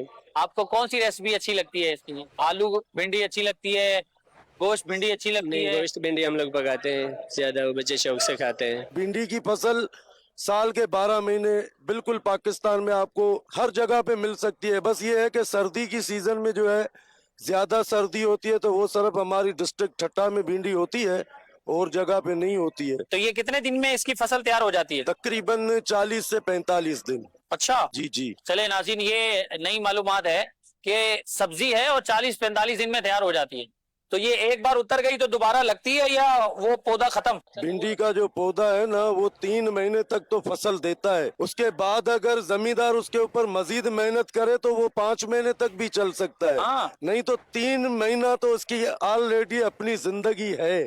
اچھا، یہ بھنڈی پکتی کس انداز میں، یہ بھی کچھ بتائیں گے؟ اس کو پکانے کے بہت سارے طریقے ہیں، اس کو کچھ لوگ شہر کے اندر گوشت کے ساتھ پکاتے ہیں، کچھ لوگ مچھلی کے ساتھ پکاتے ہیں، کچھ لوگ اس کو صرف بھنڈی کی جو سبزی ہے نا وہ پکاتے ہیں۔ پیاز اس کو ڈال لیتے پکانے کے الگ صحیح الگ طریقے ہیں، بس جو بندہ جس کو جس چیز میں ذائقہ نظر آتا ہے، مچھلی کے ساتھ تو وہ ادھر پکاتا ہے، گوشت کے ساتھ تو وہ ادھر پکاتا ہے۔ آپ نے کبھی پکائی ہے؟ میں ہفتے میں 3 دفعہ یہ بھنڈی کھاتا ہوں، اور اچھا۔ صرف بھنڈی، اس کو کسی کے ساتھ ملاتا نہیں ہوں۔ اس کے کیا فائدے ہیں، مطلب آپ اس ماشاءاللہ کو آپ کھاؤ تو ہم نے تو بڑوں سے یہ سنا ہے کہ انسان کے لیے سبزی کے اندر بھنڈی سب سے زیادہ اچھی ہے، اچھا۔ کیونکہ یہ جو بھی انسان کھاتا ہے نا اس کے ہڈیوں میں درد کم رہتا ہے، اس کے لیے بھی یہ بہت اچھی ہے، یہ معدے کو بھی فائدہ دیتی ہے، انسان کے خون کو بھی بڑھاتی ہے، اور سبزی کوئی بھی ہو جی جی، دنیا کے اندر جتنی بھی اللہ کی طرف سے سبزیاں بنائی گئی ہے سب کے فائدے ہیں اپنے اپنے، لیکن بھنڈی ہمارے پاکستان میں زیادہ کھائی جاتی ہے، ٹھیک ہے۔ اس کا ٹیسٹ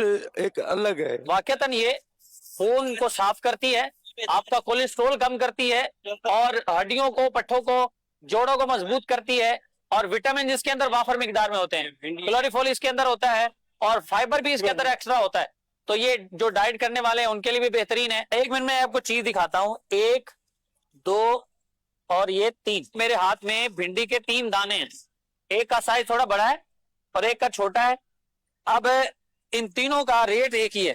جی جی بالکل صحیح ہے۔ ہاں، ابھی اگر اس کو آپ الگ کرو گے، ٹھیک ہے، اس کو الگ کرو گے صحیح ہے۔ اور اس کو الگ کرو گے تو تینوں کا ریٹ الگ ہو جائے گا۔ باقی اللہ تعالیٰ ہمیں ان نعمتوں سے فائدے حاصل کرنے کی توفیق عطا فرمائے۔ سمجھتے چلیں گے ناظرین، کچھ یہاں تو آپ نے چیزیں دیکھ لی کہ منڈی میں اس کے کیا ریٹس ہیں، کس انداز میں بکتی ہیں۔ ابھی نارمل جو ٹھیلوں پر مارکیٹ کے اندر جو چیزیں یہ سبزیاں بکتی ہیں وہ بھی انشاءاللہ اس کے ویژول اور اس کے ریٹ وغیرہ آپ کو بتاتے ہیں۔ یہ بھنڈی بھی ہے؟ بھنڈی 160 روپے کلو۔ اس کے کیا ریٹ ہے بھنڈی کے؟ بھنڈی کے 200 روپے۔ بھنڈی 200 روپے کلو؟ جی، بھنڈی کی کوالٹی کے حساب سے پیسے ہوتے ہیں، جیسا مال ہوتا ہے ویسے پیسے ہوتے ہیں۔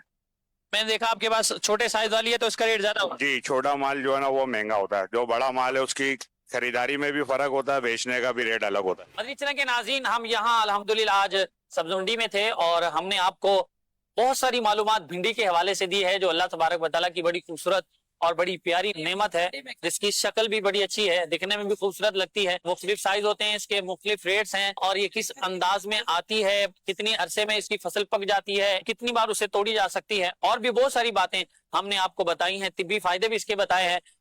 माशाल्लाह, क्या ज़बरदस्त माशाल्लाह पैकेज देखा है आपने। और हमारे सामने जो भिंडी जो है ये अल्लाह की रहमत से पकी पकाई बनी बनाई अल्हम्दुलिल्लाह ये आ चुकी है, मुबल्लिगीन के सामने भी है। ज़रा इसको आप लोग जो है वो टेस्ट फरमाएं। मैंने तो अल्हम्दुलिल्लाह बड़ी फ्रेश भिंडी खा रखी।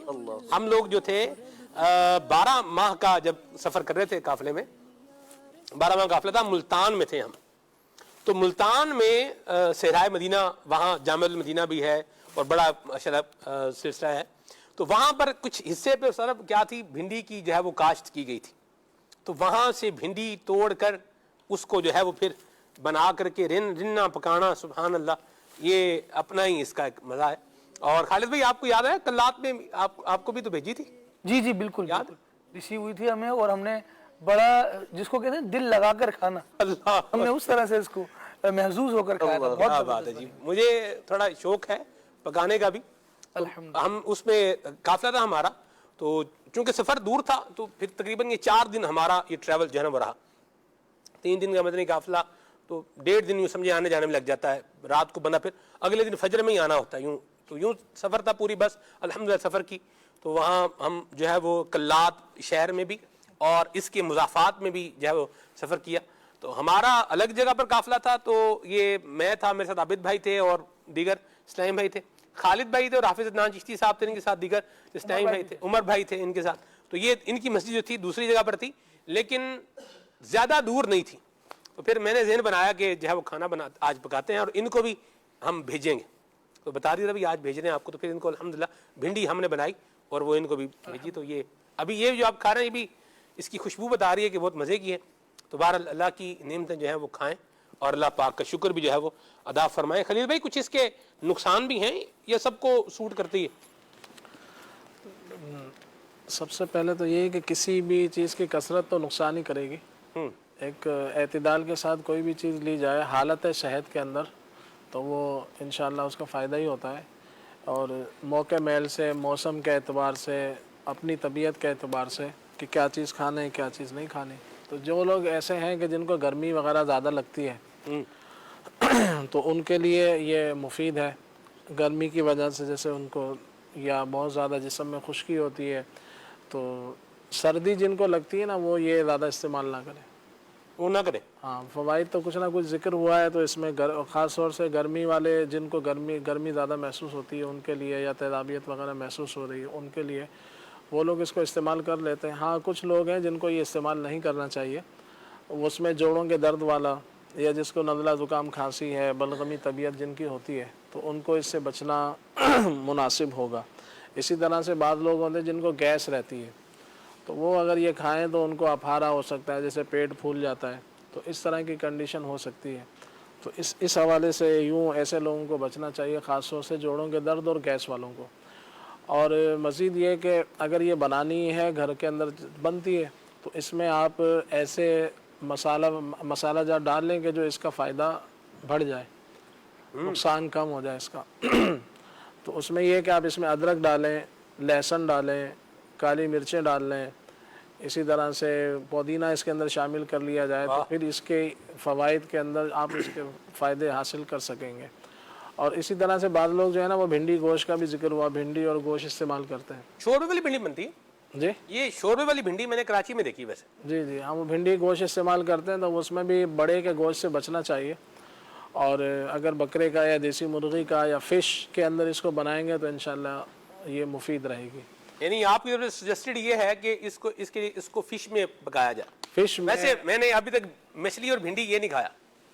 हाँ, नहीं, फ़िश में या बकरे के गोश्त में या देसी मुर्गी में बड़े के गोश्त से बचने के हवाले से अर्ज़ किया कि बादी है, जिन लोगों को गैस वगैरह रहता है, हर दूसरा आदमी तो आजकल गैस का मरीज़ है, ठीक हो कि भाई मेरे पेट में अफारा हो जाता है, मेरे को गैस रहता है, तो मेरा हाजमा ठीक नहीं है, तो वो अगर इस हालत सेहत में ये भिंडी वगैरह जो भी खाएँ मुनासिब मकदार में तो चलेगा। लेकिन अगर वो इस तरह से लेना चाहते हैं, बाद लोग इसको बनाते हैं तो उसको यूँ करते हैं कि पहले इसको तलते हैं घी में पहले इसको तल लेते हैं, उसके बाद फिर इसको मसाले में भूनते हैं। ऐसा ही तो ये भी जो है ना इतना अच्छा नहीं है, क्योंकि अगर आम तौर से जो आम तेल इस्तेमाल होते हैं वो भी सेहत के हवाले से कितने मुफीद हैं वो लोगों को मालूम है।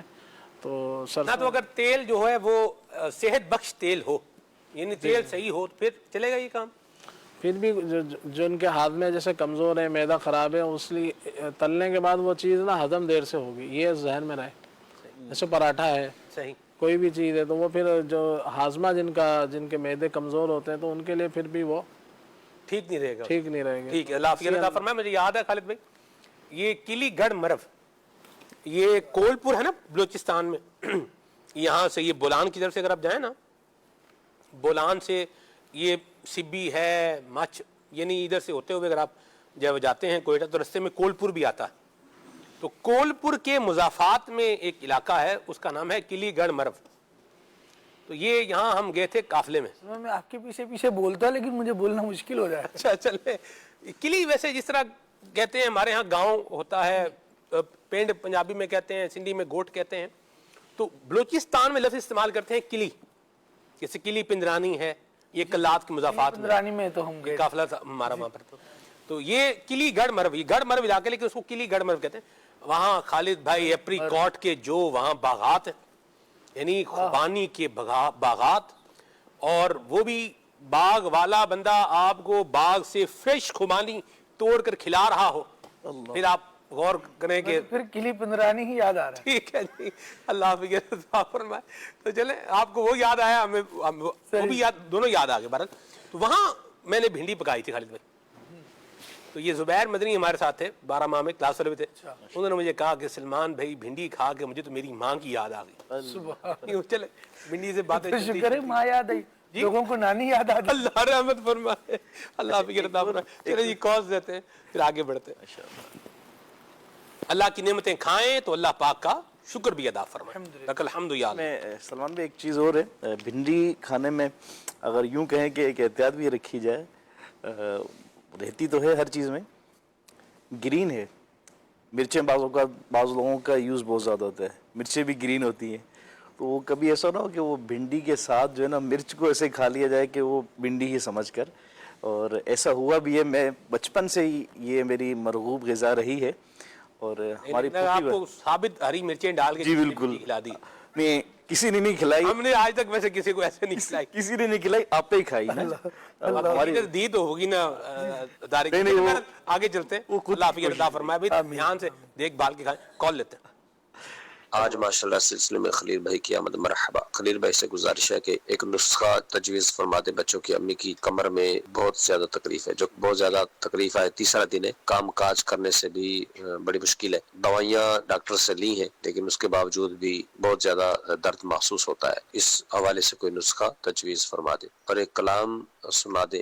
خاک مدینہ ہوتی میں خاکسار ہوتا. جزاک اللہ خیر. آمین. اللہ شفا عطا فرمائے. جی القادر اتاری عرب شریف کے شہر نجران. سلمان بھائی کیسے ہیں آپ؟ طبیعت ٹھیک ہے آپ کی؟ خیریت سے؟ بڑے دن بعد آپ کی زیارت ہوئی ہے ماشاءاللہ پروگرام میں. اللہ تعالیٰ آپ کو بار بار مدینے کی حاضری نصیب فرمائے، بار بار میٹھا مدینہ دکھائے، ایمان و عافیت والی صحت عطا فرمائے. سلمان بھائی 11ویں شریف مبارک و عرب شریف میں آج 11ویں شریف ہے. خلیل بھائی سے عرض ہے کہ یہ کلام سنا دیجئے، من قبض غوث اعظم سنا دیجئے. اللہ تعالیٰ آپ کو بار بار مدینہ دکھائے، بار بار مدینے کی حاضریاں نصیب فرمائے. دعوت اسلامی زندہ باد. ماشاءاللہ. اللہ یہ تمام دعائیں آپ کے حق میں بھی قبول فرمائے. آباد رہیں ماشاءاللہ. جی عدنان ورک ایڈوکیٹ بات کر رہا ہوں جنگ سے. مجھے کلام باہو سنا دے، سن کر یاد پیران دے اسیرا. مرحبا. جی مجھے بڑی آج خوشی ہو رہی ہے کہ آج خلیل بھائی آئے ہوئے ہیں، تو مجھے بہت انتظار تھا ان کا، تو ان سے نعت کی فرمائش کرنی ہے. وہ نعت ہے بکریاں جس نے چرائی حلیمہ تیری.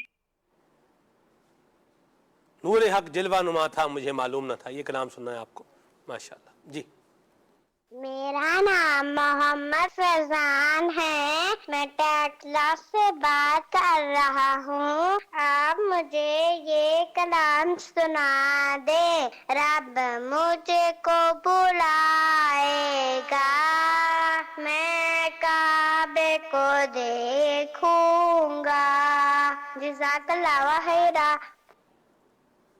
آمین. آباد رہیں، جیتے رہیں.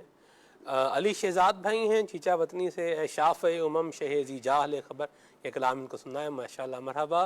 ظہیر بھائی ہیں جی، اور ماشاءاللہ یہ کہہ رہے ہیں کہ جی طبیعت ناساز رکن شورا سے دعا کروا دیں، دعا فرما دیں سر. آمین آمین آمین.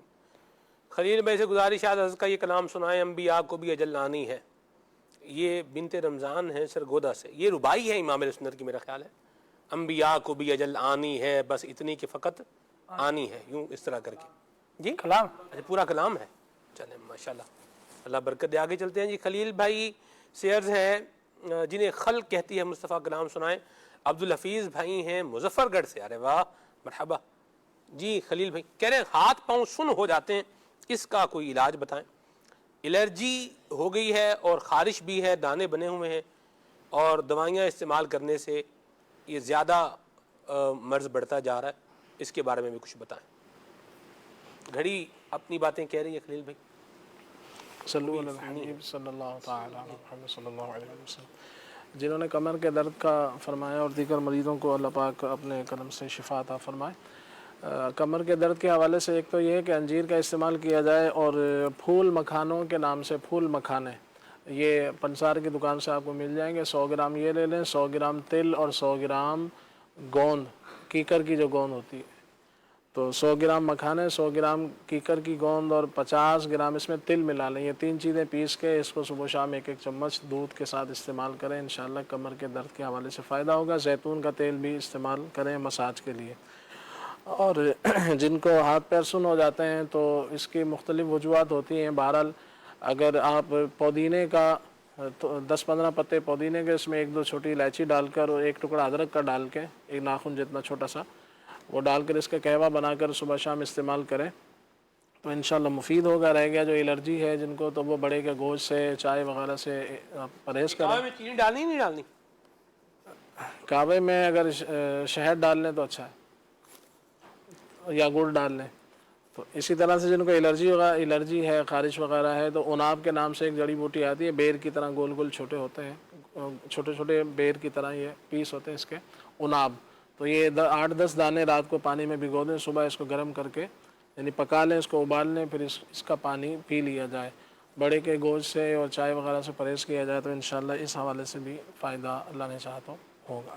صلو علی الحبیب صلی اللہ تعالی علی محمد صلی اللہ علیہ وسلم. سنا دیں کلام بھی ایک تو سنا دیں. نور حق جلوانو تھا مجھے معلوم نہ تھا، شکل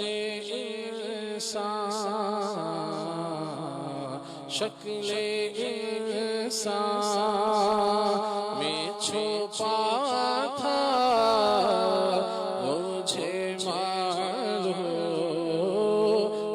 نہ تھا. نور حق جلوانما تھا، مجھے معلوم نہ تھا.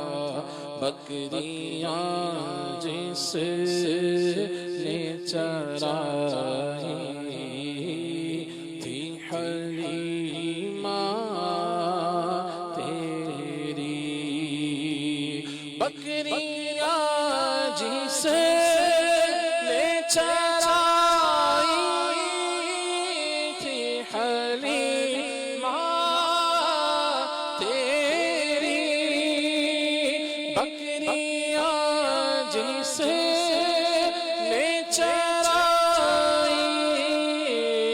تھی حلیمہ تیری. عرش پر وہ ہی گیا تھا، مجھے معلوم نہ تھا. عرش پر عرش پر وہ ہی گیا تھا، مجھے معلوم نہ تھا. نور حق جلوانما تھا،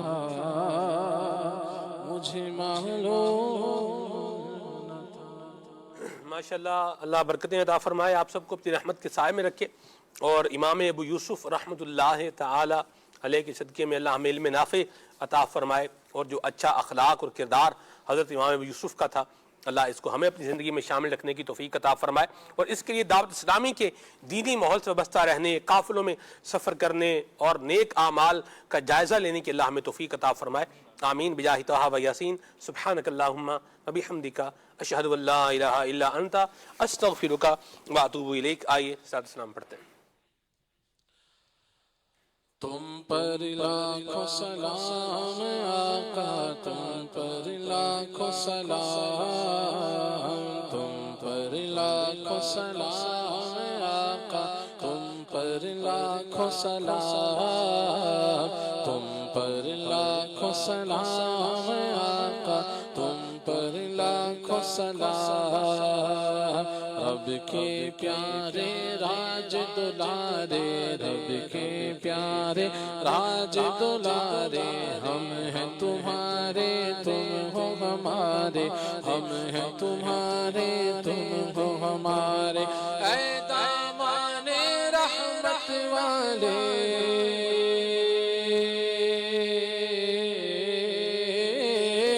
اے دامان رحمت والے، اے دامان رحمت والے، تم پر لاکھوں سلام، تم پر لاکھوں سلام آقا، تم پر لاکھوں سلام، تم پر لاکھوں سلام آقا، تم پر لاکھوں سلام، خواب میں جلوہ اپنا دکھاؤ، نوری کو تم نوری بناؤ، خواب میں جلوہ اپنا دکھاؤ، آسی کو بھی نوری بناؤ، آسی کو بھی نوری بناؤ، اے چمکیلی رنگت والے،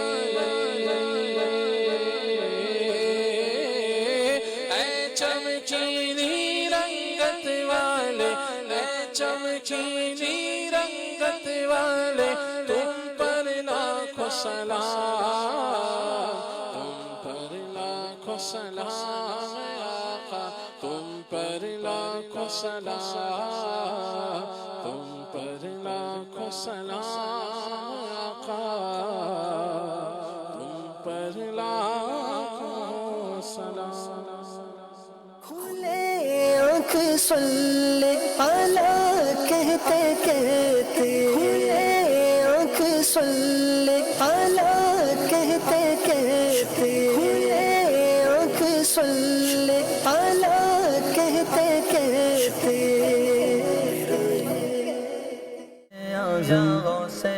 اسیروں کے